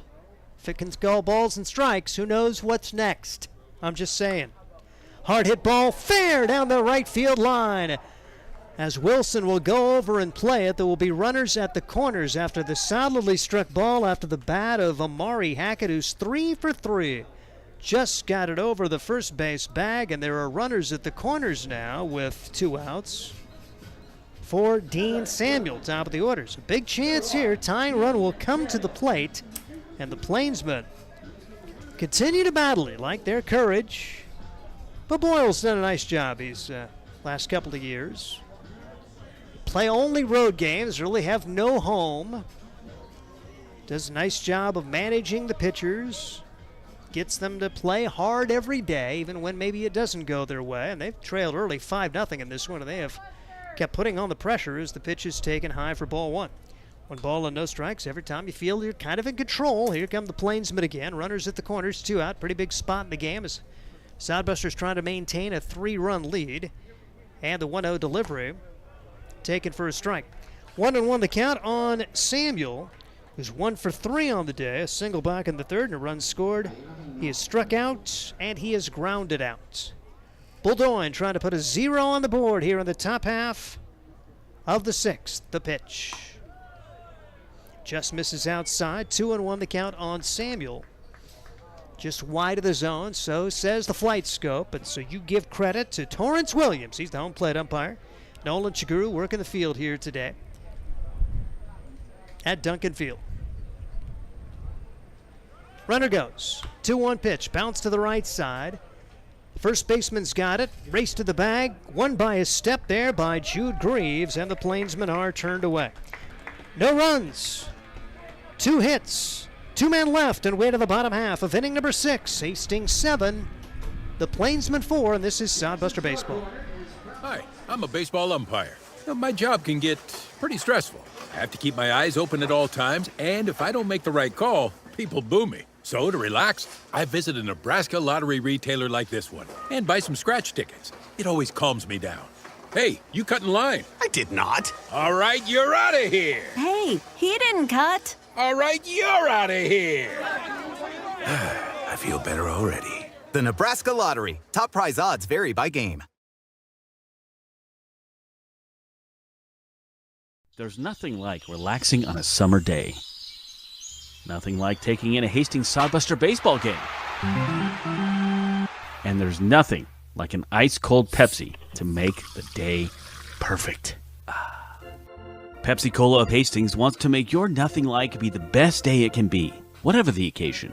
Enjoy your favorite refreshing Pepsi product throughout the Sodbuster season and make your nothing like memories. Pepsi Cola of Hastings, a proud sponsor of Hastings Sodbuster Baseball. We head to the bottom half of the sixth inning. Sodbuster is going to be facing a new right-hander. It is Harrison Aquaro. Right-handed pitcher, a sophomore at Midland University as he went to high school ball at Strake Jesuit College Prep. And a biology major, management minor.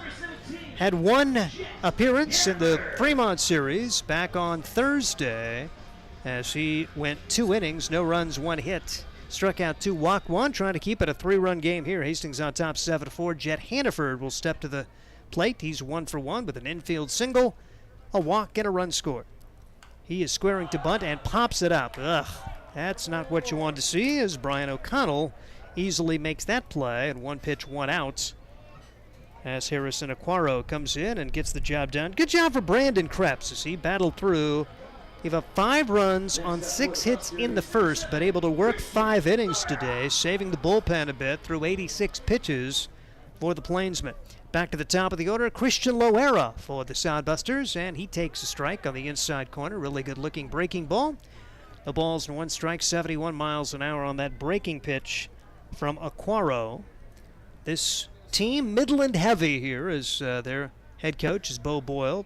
Just got his master's at Midland. Bouncing ball to the left side. Third baseman cuts in front of the shortstop and then throws that baby off the fencing on the fly. So it was a good job getting there for Dean Samuel, but then he airmailed the throw, and the Sodbusters will have a 1-out base runner here in inning number 6, trying to make that hurt and extend a 7-4 lead. Here's Jaden Chabry. Had a double and RBI his last time up. He is 1 for 2 for the Hastings Sodbusters. One of the recent high school grads who, at last report anyway, was still trying to figure out his college plans. Hopefully we'll learn that before he heads off to the next level. Bouncing ball back up the middle. The runner went, so only play to first. Low throw, and it's by the first baseman. Everybody going to be safe. Sodbusters will put Loera over to third. Chabry will remain at first. Back-to-back errors, and that's set up by the base running of the Hastings Sodbusters. Loera went, meaning that the shortstop, Jake Steffes, had to throw it to first, and Chabry can run a little bit. So back-to-back errors, and the Sodbusters will have runners at the corners. Only 1 man out on Jackson Crane, and Harrison Aquaro very easily could be out of this inning. 1, 2, 3. Instead, the Sodbusters will see if they can make it hurt. 4 errors now for the Plainsmen. Pitch is bounced on the infield. Going to be a tough play, and that will go foul. The ball's at a strike on Jackson Crane. Crane has reached base 2 out of 3 times. He's 1 for 3 with an RBI and a run scored. Reached on an error his last time up. So runners at the corners. Hastings trying to regain command here. Has scored 5 in the first. The old run rule thing kind of came into my head, and I should always guard against that because you see the Plainsmen score 4 unanswered to make it 5-4 after 3.5. And Hastings got 2 back in the 4th and looking to extend a 7-4 lead now in the bottom of the 6th inning. Runners at the corners, and the right-handed pitcher Aquaro brings it in. Runner goes, and the pitch is fouled away. Hastings much more aggressive on the bases today, getting the opportunity when you have the base runners, when you have the lead, just a lot of different opportunities. 33 out of 43 in stolen bases coming into today. And 0-2 the count now on Jackson Crane, with runners at the corners after a pair of errors on the third baseman and shortstop respectively for the Plainsmen. Throw over to first, and back in safely is Chabry. Loera runs at third. A pop-up from Hannaford to begin the frame. They were trying to play small ball with him, but he couldn't get the bunt down. And the 0-2 delivery as the runner goes. Pitch taken inside for ball 1.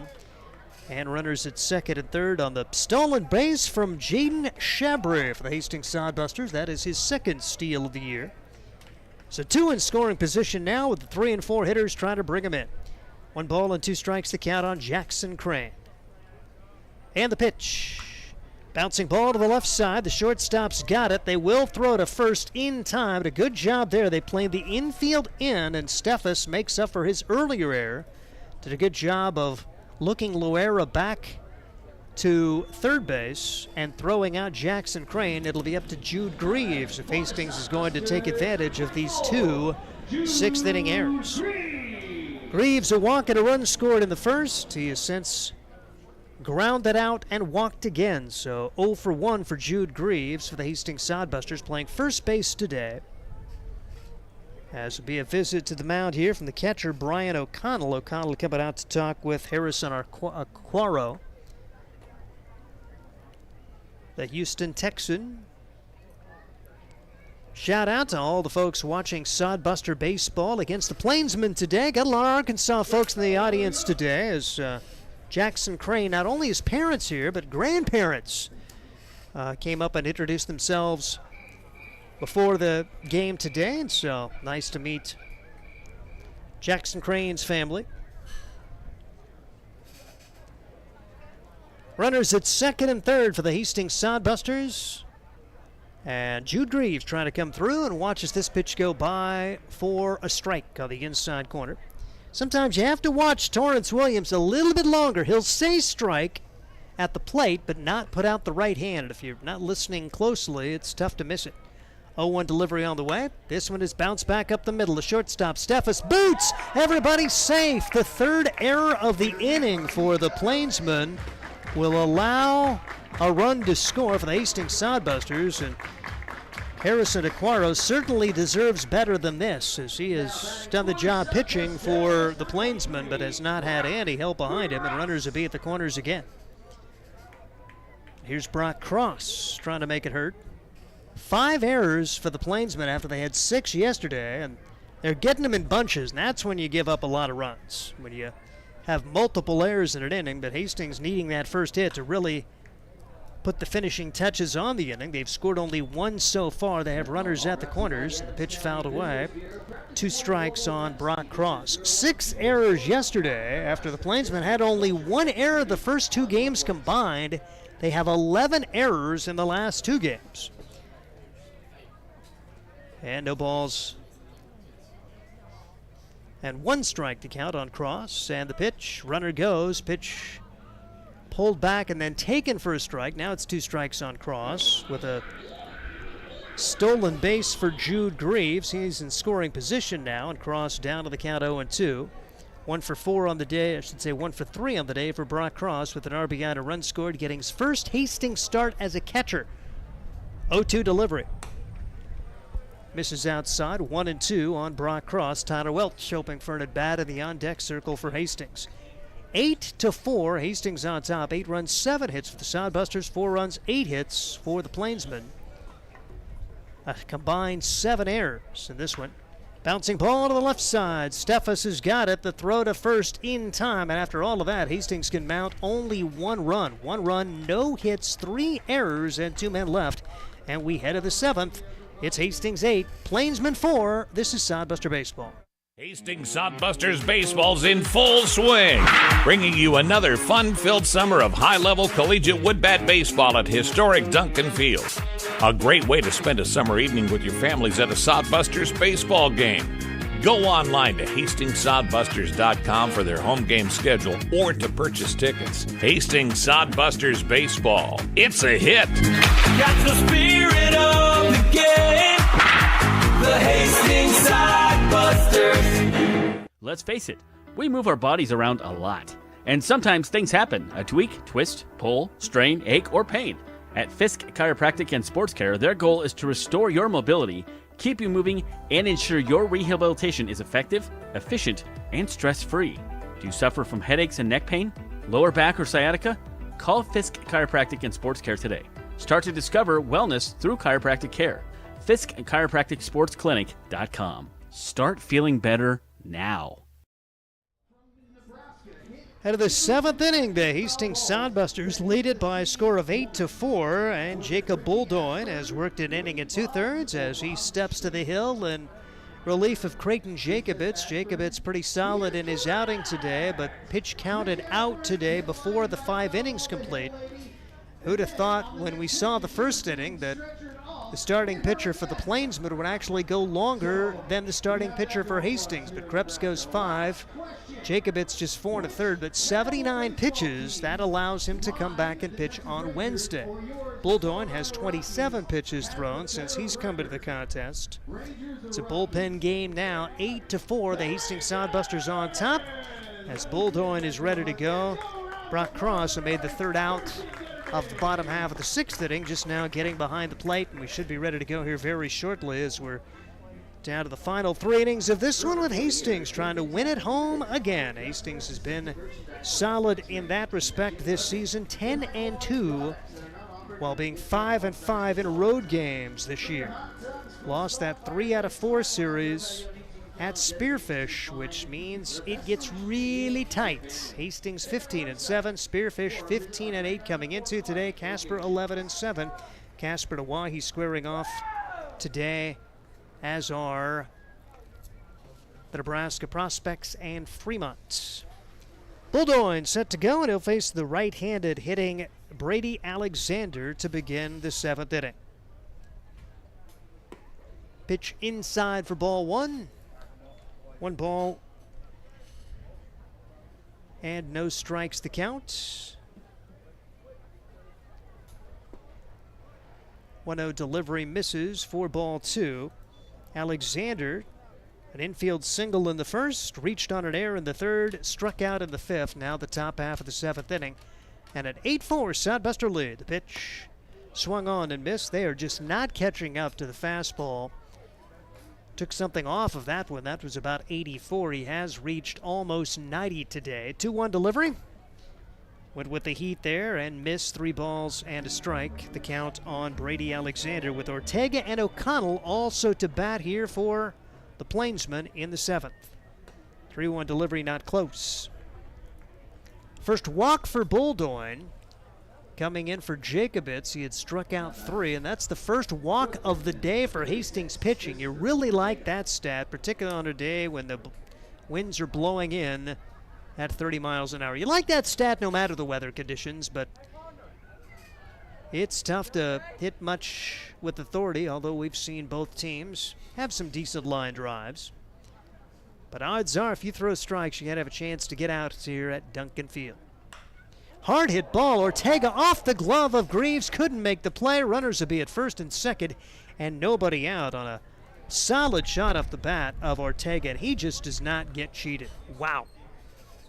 Fly out to center in the 1st, had a 2-run double in the 3rd, reached on an error in the 5th, and that was a shot that had a little bit of velocity off the bat there, and here comes Brian O'Connell. O'Connell, a right-handed hitter. 1st and 2nd, nobody out. A big chance here for the Plainsmen. Sodbusters get that 1 run in the 6th. Would have loved more. Could not really take advantage fully of the 3 hours as Ortega now has his 2nd hit of the day. And we'll see if Bulldoin can settle down and get an out here. 1 ball and no strikes to count on O'Connell. This is the part of the order that has just been a desert for the Plainsmen. The 4, 5, and 6 hitters, a combined 0 for 9 with 9 strikeouts against Hastings pitching. So throw strikes here, see what happens. Bulldoin down on the count, 2 balls and no strikes, and the pitch is fouled back, 2-1. 8-4, the Sodbusters with the lead, but the Plainsmen continue to fight. They were down 5-0 seemingly before they even got into their seats. Fans setting down and seeing 5 runs scored in the bottom half of inning number 1. Pitch fouled away, 2-2 the count on Brian O'Connell. O'Connell, a product of the University of Tampa. The NCAA Division II baseball champs in the spring. 1-2 the count, make it 2-2 the count on O'Connell. Runners at 1st and 2nd, no one out, and the pitch. Swing and a miss. Bulldoin comes back to get O'Connell on a big first out here in the 7th inning. He'll face Boyle and Steffes here in this 7th inning. And the beer batter is up for the 4th time, and the beer batter has struck out 3 previous times. They knew how to pick them today, as the Sodbuster PA guys continue to be pretty successful on their success rate of beer batter selection. Now 10 for 13 for games in which the Sodbusters have struck out the beer batter. And 1-0 the count. The runner from second goes, the throw over, and that is going to be safe. Not in time. Buldoin could not believe the call. Runner takes off from second base. Brady Alexander, and he got hung up with Tyler Welsh. And Josh Prenner is going to come out and have a word with the field umpire, Nolan Shagru, as kind of an odd time to send a runner, and I think Brady probably going on his own. They're going to see if the home plate umpire got a better look at it. Torrance Williams, as Williams may have had a better angle. You had Shagru playing or standing behind the second base bag when that play unfolded, whereas you had Williams behind home plate, may have had a better look at it. Those two guys are discussing things right there. The runner at first did not go, which tells me that the runner at second just went on his own accord. And out at third base is going to be the call after a discussion. They're going to say caught stealing, 1-5 on the putout on Welch, and there are 2 outs the inning. That's a big call in a 4-run game. Plainsmen had a chance to get right back in the game here with runners at first and second and only 1 man out, and the Plainsmen basically give them an out here in the 7th. The Sodbusters will have 2 outs. I don't think it's a conversation that Bo Boyle is going to win right now, and he'll not be happy as he will retreat to his third base coach's box. But first things first, he is having a discussion with Torrance Williams, the home plate umpire. 8-4, the Sodbusters on top. Buldoin waiting for things to return to action here, and then it'll be Brody Boyle stepping back in to the batter's box. So Brady Alexander takes off from second to third and ends up being caught stealing. One way or the other, it's a tough time to go unless you're really sure. Down by 4, your run doesn't mean a whole lot at this point. So the Sodbusters gifted an out here, and they'll take it. There is left-handed action for the Hastings Sodbusters behind Buldoin, another lefty. Pitch low, and it's 2 balls and no strikes on Brody Boyle. Boyle, 3 strikeouts today, trying to find a way. Brian O'Connell was struck out for the 4th time today in the previous at-bat. Jake Steffes with 3 strikeouts waits on deck. 2-0 pitch on the way. Swing and a miss. Bounced off the glove, but caught by Brock Cross. 2-1 the count on Boyle. Sodbusters lead this one 8-4, looking to get a 16-8 record and move a full game in front of the idle Spearfish Sasquatch. Casper also trying to maintain pace. They had a lead on Oahe as the pitch is by Cross, and on to second base goes Chris Ortega, runner in scoring position. 2 outs now, and 3-1 the count on Boyle. Hastings Sodbusters 8, the Plainsmen 4, and Sodbusters lead it despite being out hit 9-7. 5 errors, 2 in one inning, 3 in another, opening the door for just a couple of unearned runs. 3 errors that past half inning, and Hastings only able to play 1 run, as this pitch is just missing. And we'll double check the count. 3 balls and 2 strikes now on Brody Boyle. Bulldog brings it home. Bouncing ball to the left side. It's fielded by Loera. Sets, throws in time, and the Plainsmen are turned away. No runs, 1 hit, 1 man left. Stretch times out of the bottom half of inning number 7, 8-4, and this is Sodbuster Baseball. At Hastings College, we celebrate all the ways you shine. From more than 20 athletic teams to band, choir, theater, and art, plus esports, creative writing, speech, and media. Join in to earn a scholarship and find your people, the friends you'll hang out and have fun with. It's what makes Hastings great. So check out Hastings College, where your experience matters, in the classroom and in the activities you love to do. Visit us at hastings.edu.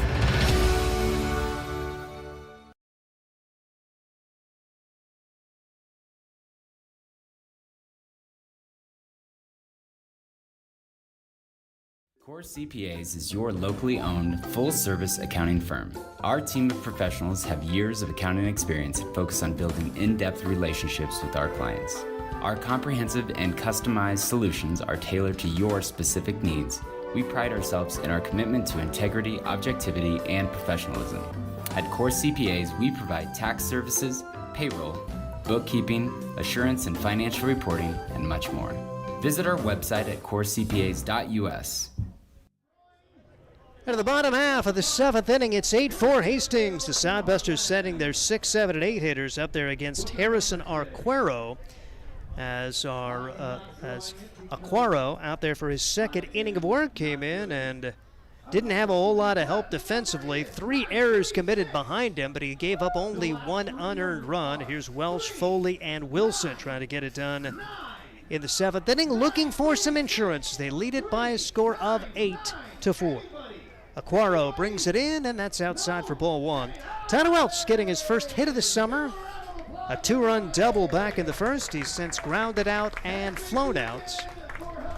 Part of 2 doubles back in the first. Zane Wilson, another guy who hadn't really got it going offensively. Good to see him get a double as well. Now 2-0 the count on Tyler Welch.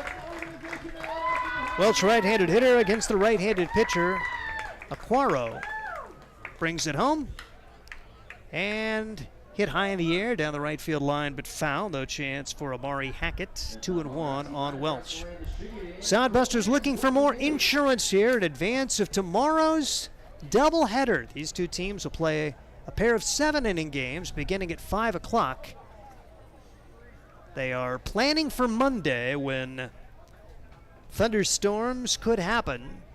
Rather than battle their way through weather, play a doubleheader tomorrow and then have Monday off, and that's probably good for both teams involved because the Hastings Sodbusters going to be headed for Casper for a critically important 3-game series to end the first half. 2 balls, 2 strikes, the count now on Tyler Welch. The pitch. Curveball stays inside, 3 balls and 2 strikes. The Sodbusters go to Casper. The Plainsmen, they will, of course, be on the road. All of their games are on the road. After playing 17 games a year ago, going to play 18 games this season. And the 3-2 pitch misses. It's a leadoff walk to begin the 7th inning as the Sodbusters looking to extend an 8-4 lead. And here's Ethan Foley. Foley, 0 for 3. A strikeout, a ground out, and a flyout as he stands in. You look at the Plainsmen after their 3 here. Going to be headed to South Dakota to play Oahe. Then they'll get a day off, likely stay up in that area and go on to Spearfish, get a day off, and then play at Casper before returning home, or to returning here rather, on the 5th, 6th, and 7th. So their game's going to make a little circle here. Pretty well scheduled there. It's not any crazy in terms of travel. About as logical as you can get. Go from Hastings to Pierre with then an off day. Last year they didn't have any off days, just day after day of playing. And then at Spearfish for 3, a day off, at Casper for 3, but then they'll come home from Casper, no off day before playing Hastings. 1-1 the count, and a bunt is popped up over by the dugout of the Plainsmen. Count goes to 1 ball and 2 strikes. So Foley can't get the bunt down. We'll see if he is still asked to bunt right here as Josh Printer coaches at third base. Corey Coranda, the first base coach for the Hastings Sodbusters. Hastings with an 8-4 lead, looking to add an insurance run and try to get that insurance run in scoring position is Ethan Foley. Foley's already squared to bunt, pulls the bat back, and hits it into left field for a base hit. We have seen that happen a few times this year for the Sodbusters. Very well schooled in that. I think Shabry did it. Loera may have done it earlier this year, just pulling that bat back and lining it into the outfield for a base hit. So runners at first and second and nobody out for Zane Wilson. Wilson, an RBI double back in the first. He has popped up and flown out his last 2 at-bats. Big chance here. Is he bunting? Now with first and second and nobody out, the Sodbusters leading it by a score of 8-4. Wilson stands in. Aquaro throws a first pitch strike, and Wilson was not bunting at this point. Hastings Sodbusters 8, the Plainsmen 4. Bottom half of the 7th inning, scheduled 9-inning game. They do play with the run rule in the Independence League this year for the first time, 10 after 7. Wilson has squared to bunt, pulls the bat back, and swings and misses. Trying to do what Ethan Foley just did, but could not make contact. Now he's down to the count, no balls and 2 strikes. Jet Hannaford waits on deck, then it'll be in the top of the order. Hastings trying to put the finishing touches on this one, leading it by 4. Bouncing ball, foul. Remains no balls and 2 strikes on Wilson. Felt like you left some opportunities out there the last time when you had 3 errors committed by your opponents and scored only 1 run.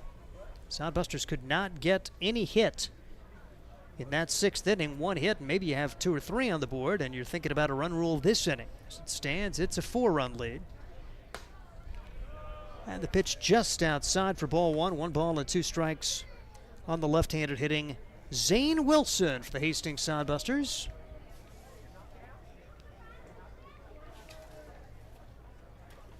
One and 2 the count. Aquaro out of the stretch, and the pitch.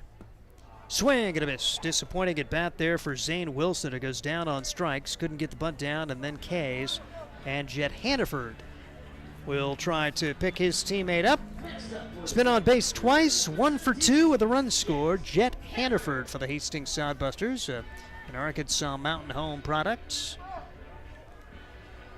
Couple of multi-hit games for him, including a 3-hit contest. He's in the right-handed box now against Aquaro. Big strikeout there, big first out of this 7th inning. And Hannaford watches it go by for strike 1. Christian Loera waits on deck. And the signs flashed. We've also seen Hastings double steal a lot with runners at first and second. Could that be in the offing? Probably don't think so with Welsh at second. They do not go, and Hannaford takes it for a ball. 1 ball and 1 strike, the count on Jet Hannaford. Foley runs at first. You've got guys maybe not up there in terms of fastest guys on the team for the Hastings Sodbusters. 1 ball and 1 strike with 1 out, 2 on here in the 7th inning. Hastings trying to extend an 8-4 lead. Steve Stein have Ryan Valenta back in the booth tomorrow. He's calling 8-man football today. Bouncing ball, and wouldn't you love to have the pads on this evening? Whew! About 103 heat index on the turf over at the Hastings College field when the game began tonight. 1 ball and 2 strikes. It's no picnic for baseball players, but football, woo. 1 ball and 2 strikes, 1 out. Hastings Sodbusters lead it 8-4. Aquaro taking his time out of the stretch. Hannaford stands in, and the pitch. This is low for ball 2, 2 and 2 the count. Sodbuster fans getting a rare chance to see the gray jerseys at home. I do not remember the gray jerseys in a home game either of the last 2 seasons. They've been exclusively a road uni. But with the Plainsmen in their white uniforms today, good contrast. Bouncing ball to the right side. That's into right field for a base hit. Sodbuster's going to try to score the run. Here comes the throw home, and it is not in time. It bounces by. Runners will be at second and third after the RBI single off the bat of Jet Hannaford. He goes to second on the throw. Tyler Welsh scores. Ethan Foley ends up at third base, and the Sodbusters do lead it by a score of 9-4. It's a good job putting the ball in play, and an aggressive send there for the head coach Josh Printer. Jet Hannaford comes through with a single and scores the run.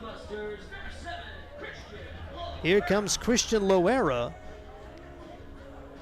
as Loera looking to deliver a pair here. The infield plays in for the Plainsmen. A 9-4 game, and this one hit through the drawn-in infield. A run will score. Printer will hold the runner at third. It'll be an RBI single, and now the ball gets away, allowing Loera to advance. It was an okay relay throw home, but it took a hop, Amari Hackett, and it was mishandled by O'Connell, a one-hopper.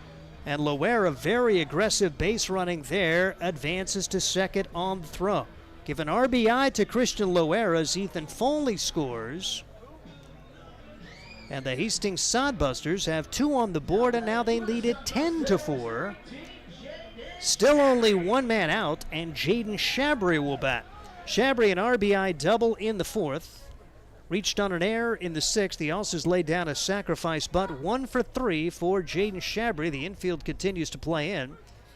And the pitch is in there for a strike. No balls and 1 strike. So Loera advances on the throw. The Hastings Sodbusters now have pushed the lead to 6 here in the bottom half of the 7th inning. And now we'll see the Plainsmen play their middle infield back. They'll concede a run for an out at this point, down by 6. As the pitch swung on and missed, 2 strikes to count on Shabry. Jackson Crane waits on deck. So some hits with runners in scoring position for Hannaford and Loera, each driving in runs. 0-2 pitch and a swing and a miss. Jaden Shabry down on strikes for the 2nd time today. He is 1 for 3. And it'll be up to Jackson Crane if the Sodbusters really want to make this inning as productive as they hope it would be.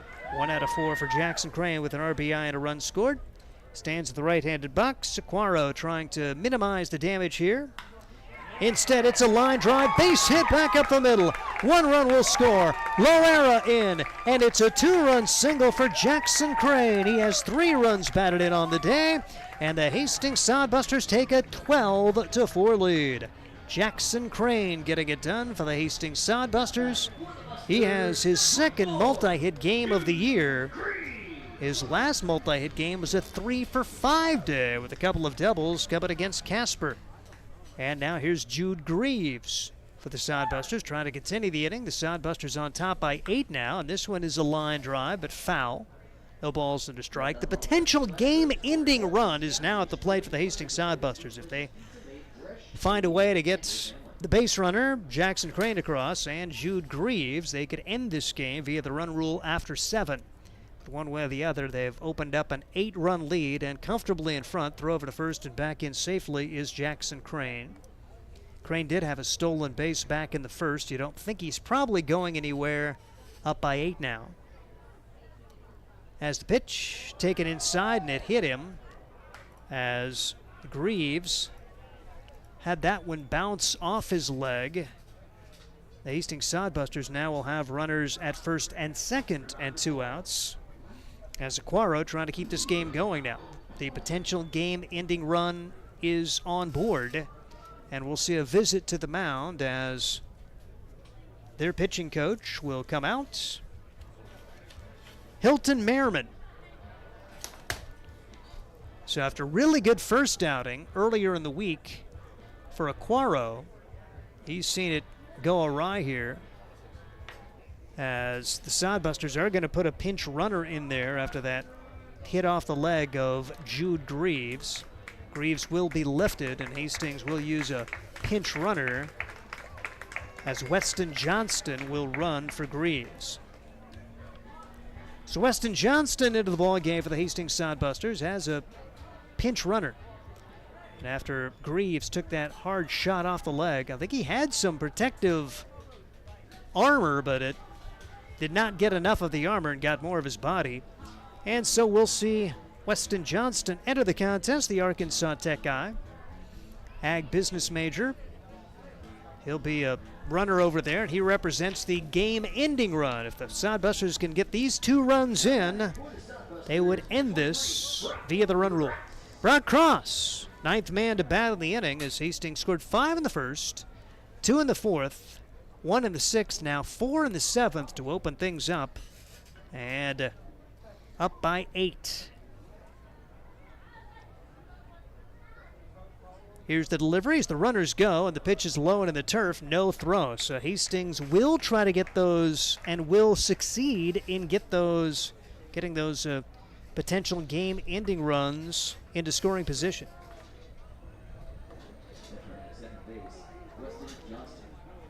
As you've got Crane at third, Johnston at second, and now any old single to the outfield. The Sodbusters going to run rule him. Here's a one-hopper at Steffes. Mishandles, sets, throws, safe. Now a second run, going to try to score. Here comes the throw home, not in time. The throwing error from Steffes was low. The throw from Steffes was low. Cross reaches, 2-run score on the play, and the Hastings Sodbusters have just won this via run rule, 14-4. So Brock Cross puts the ball in play, and Steffes had a mishandle, threw it low. Jackson Crane would score the run, and then when it bounced off the glove, Sodbusters able to get Johnson to come home, and the Sodbusters win this by a score of 14-4. So a run rule game. Hastings improving its season mark to 16-7. The Plainsmen fall to 0-4. Postgame coming away next as we bring you Sodbuster Baseball. At Hastings College, we celebrate all the ways you shine. From more than 20 athletic teams to band, choir, theater, and art, plus esports, creative writing, speech, and media. Join in to earn a scholarship and find your people, the friends you'll hang out and have fun with. It's what makes Hastings great. So check out Hastings College, where your experience matters, in the classroom and in the activities you love to do. Visit us at hastings.edu. Core CPAs is your locally owned, full-service accounting firm. Our team of professionals have years of accounting experience and focus on building in-depth relationships with our clients. Our comprehensive and customized solutions are tailored to your specific needs. We pride ourselves in our commitment to integrity, objectivity, and professionalism. At Core CPAs, we provide tax services, payroll, bookkeeping, assurance and financial reporting, and much more. Visit our website at corecpas.us. Blue Fork Kitchen features elevated comfort food in a family-friendly, fast casual environment. With a full menu, you can sit down for a nice meal or order online for pickup. From salads and wraps to burgers and steaks, Blue Fork Kitchen has your kind of food. Open Tuesday through Thursday, 11 to 9 p.m., and Friday and Saturday, 11 to 10 p.m., with a special brunch buffet Sunday from 9 to 2 p.m. Blue Fork Kitchen is located in the Cimarron Plaza, 38th and Osborne Drive in Hastings. Like them on Facebook. Make your next pit stop at the Coach's Corner, a friendly staff and a deep lineup of snacks. You can find Coach's Corner in North Hastings on Osborne Drive East. More than just a gas station, Coach's Corner is the place to get delicious pizza made fresh for you and your family. Don't take our word for it. It's so good it'll be featured at selected Sodbuster home games this season. For a convenient and clean experience, be sure to check out the new convenience store in North Hastings, Coach's Corner. Hi, I'm a baseball umpire. My job can get pretty stressful. I have to keep my eyes open at all times, and if I don't make the right call, people boo me. So to relax, I visit a Nebraska lottery retailer like this one and buy some scratch tickets. It always calms me down. Hey, you cut in line. I did not. All right, you're out of here. Hey, he didn't cut. All right, you're out of here. I feel better already. The Nebraska Lottery. Top prize odds vary by game. Let's face it, we move our bodies around a lot. And sometimes things happen, a tweak, twist, pull, strain, ache, or pain. At Fisk Chiropractic and Sports Care, their goal is to restore your mobility, keep you moving, and ensure your rehabilitation is effective, efficient, and stress-free. Do you suffer from headaches and neck pain, lower back or sciatica? Call Fisk Chiropractic and Sports Care today. Start to discover wellness through chiropractic care. Fisk Chiropractic Sports Clinic.com. Start feeling better now. Steve Stein, Noah Pegel, Connor Christensen back from Duncan Field. The Hastings Sodbusters win this one in run rule fashion, 14-4. Let's take a look at the final line score in this one. Sodbusters have 14 runs, 11 hits. They commit 2 errors. The Plainsmen, 4 runs, 9 hits, 6 errors. It really came undone late for them. And Hastings using a big first inning, using a big last inning to really put this baby on ice. They took a 5-0 lead after 1 inning. Saw the Plainsmen battle back with 3 runs in the third, 1 run in the fourth, 5-4. We had ourselves a ball game. Sodbusters got 2 back in the fourth as they were able to get 2 runs on 1 hit. There were a couple of errors that inning. Then the Sodbusters in the 6th scored 1 run on no hits, took advantage of 3 errors. And then in the 7th, got the bats going again, and then took advantage of 1 more error to end it. At that decisive 7th, a walk, a single, an RBI single, another RBI single, and after a strikeout, a big 2-run single from Jackson Crane. A hit batsman would put the potential game-ending runs on base, and then after a double steal, put them in scoring position. Brock Cross put the ball in play, and the shortstop mishandled. The throw was low, and that allowed 2 runs to score on the play, and the Sodbusters win this one by a score of 14-4. We'll start with the pitching for Hastings. Creighton Jacobitz, another solid outing, 4 1/3. 4 runs, 2 of them earned on 6 hits. He struck out 9, didn't walk anyone, and would have been the winning pitcher had he not been pitch counted out. Sodbusters not only planning for today, but also looking ahead to that next series at Casper. And with Jacobitz throwing only the 79 pitches, he can come back on Wednesday. Will they start him? Will they bring him in relief? Well, Josh Printer will have an opportunity to do either of those 2 things and maybe have one of your best guys and a chance to get what could be a monster win. That could be for the first half title. Spearfish is going to be in the mix. Casper's likely going to be in the mix. So that's a big coaching move there for Jacob Printer to not use Jacobitz more than 79 pitches. And then a nice job, the relief outing for Jacob Boldoin coming in, working 2 2/3 innings, no runs, 3 hits, striking out 4, walking 1. Again, save yourself a couple of innings with this run rule here. So Boldoin only working the 2 2/3 innings. He threw only 44 pitches, so a guy who could also come back. And we'll talk about that management of the pitching staff with the head coach, Josh Printer, as part of our post game. He has joined us now. Josh, congratulations on the win. The initial impression of this one? Swung it well. We didn't kind of can clean it up a little bit defensively, but some guys in that haven't seen much of the not the field, but defensively. I mean, just Welsh. I mean, he can play over there. He just kind of had some tough in between hops, and he's been kind of DH role for us this spring. So it happens. I mean, it happens. CeeLo's been locked down over there at short, and then ball ended up eating him up. So just gotta clear it and just come back ready to go tomorrow, and know the ball is gonna find you again in the game of baseball. It's gonna come back to you, and that's the best thing about it is you get to erase it when it comes back to you. You get to make a play, but. As part of that 5-run first inning, though, Welsh gets an RBI double. Zane Wilson with an RBI double. 2 guys have been scuffling at the plate. Nice to see those guys get extra base hits for you as part of that 5-run first. Oh yeah, Zane and Welsh came in big spots, big hits, and just kept that line going. Hitting is contagious, and couple good swings right before them, and then they just kept it going. So really proud and happy for them. Jacobitz gets the start. 79 pitches thrown. You kind of look to today, but you also look to Wednesday, and now you could bring back the big fella with another solid outing today, and a chance to use him one more time in the first half. Yeah, trying to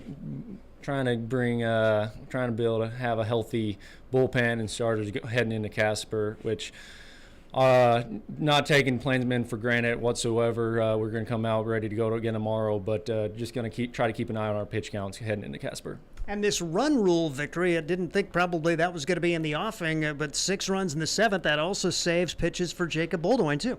1,000%. I think we weren't throwing him back out there either way. We had someone coming in, but yeah, it's huge for the offense. Get some life, save some pitching on the bump. But yeah, just all good all the way around. And told Creighton he wasn't all enthused on his outing, but I said game like that, our offense is gonna swing it, and just just limit free bases. If they hit you, they hit you. You can't really control that. Just attacking that spot and limit free bases, in which he did and ended up coming out on top. So. And as part of that 6-run inning, you had kind of missed some opportunities when they kicked it around a little bit, but taking advantage.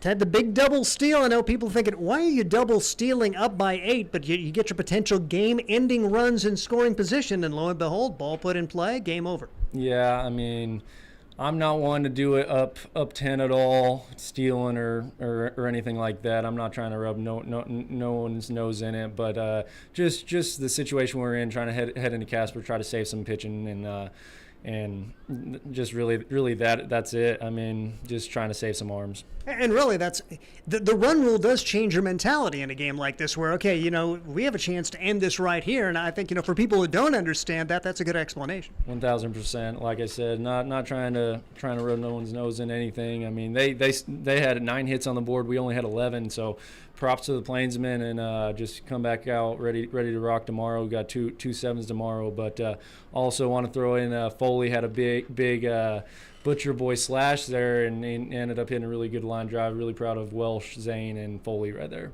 And Jackson Crane, a multi-hit game. I know he had a 3-hit game earlier this year, but he had a big 2-run single in the 7th and an RBI single in the 1st. So nice to see Jackson get a multi-hit game. Oh yeah, he works so hard. He puts in all the work, all the time and work off the field. And in BP, he gets me any extra pitches I can throw him in BP. He takes them, and really proud of him seeing it finally pay off and everything. So just props to Jackson, and proud and happy for him. And proactive in the scheduling tomorrow with weather question on Monday. Make sure to get these games in tomorrow, and that's probably a pretty smart move, even though it's going to be pretty dadgum hot at 5 o'clock, but probably 2 7-inning games better tomorrow than rather than setting through weather delays on Monday. Yeah, that, and then also, I mean, we've played I don't know how many in a row, so it'd be really good for the guys to have a rest day, have an off day heading into Casper. So. Josh Printer, head coach for the Hastings Sodbusters. Nice win for Hastings today as they get the victory, a big 1st and a big 7th. Really the finishing touches on this one as Hastings wins this one by a score of 14-4. We told you about the pitching, and let's run down some of the hitting numbers officially in the game. As multi-hit games for Christian Loera, for Jackson Crane, and for Jet Hannaford, those 2 guys with 2 hits each. Sodbusters 11 hits on the day, some of the other big numbers. Jackson Crane with 3 runs batted in, a pair of runs batted in for Welch with that double. Those the guys we talk about from a hitting standpoint, but overall a solid day for Hastings. And most importantly, they get the win and they go to 16-7. They move a full game in front of Spearfish, which was idle today at 15-8. Casper trying to maintain pace. At last report, they had a 4-1 lead. If they win, they go to 12-7. So you have these 3 teams battling it out here. So you're going to have the games tomorrow, and then the Hastings Sodbusters will have 3 at Casper. While that's going on, Spearfish hosts the Nebraska Prospects for 3, and we'll have to see how it all unfolds as that first half comes to a close. One of those 3 teams is going to be crowned the first half champ. So if you're in the central Nebraska area tomorrow, again, come on out. 5 o'clock doubleheader, good chance to see Hastings Sodbuster baseball. If you want to watch us tomorrow, we'll have 2 separate streams, one about 4:40, and then the second one about a half hour after game number 1. So we'll be on the air with a pair of broadcasts tomorrow. Big thank you to Connor Christensen, for producer Noah Pagel. Final score, once again, the Hastings Sodbusters take out the Plainsmen 14-4. I'm Steve Stein. Good night, everyone. Catch the spirit of the game. The Hastings Sodbusters. Get the ultimate fan experience at a Hastings Sodbuster game this summer. Enjoy high-level collegiate summer woodbat baseball at the beautiful and historic Duncan Field in Hastings. Baseball and a whole lot more. Affordable family fun. That's what the Sodbusters and the Independence League are all about. Sodbuster Baseball. It's your team. Catch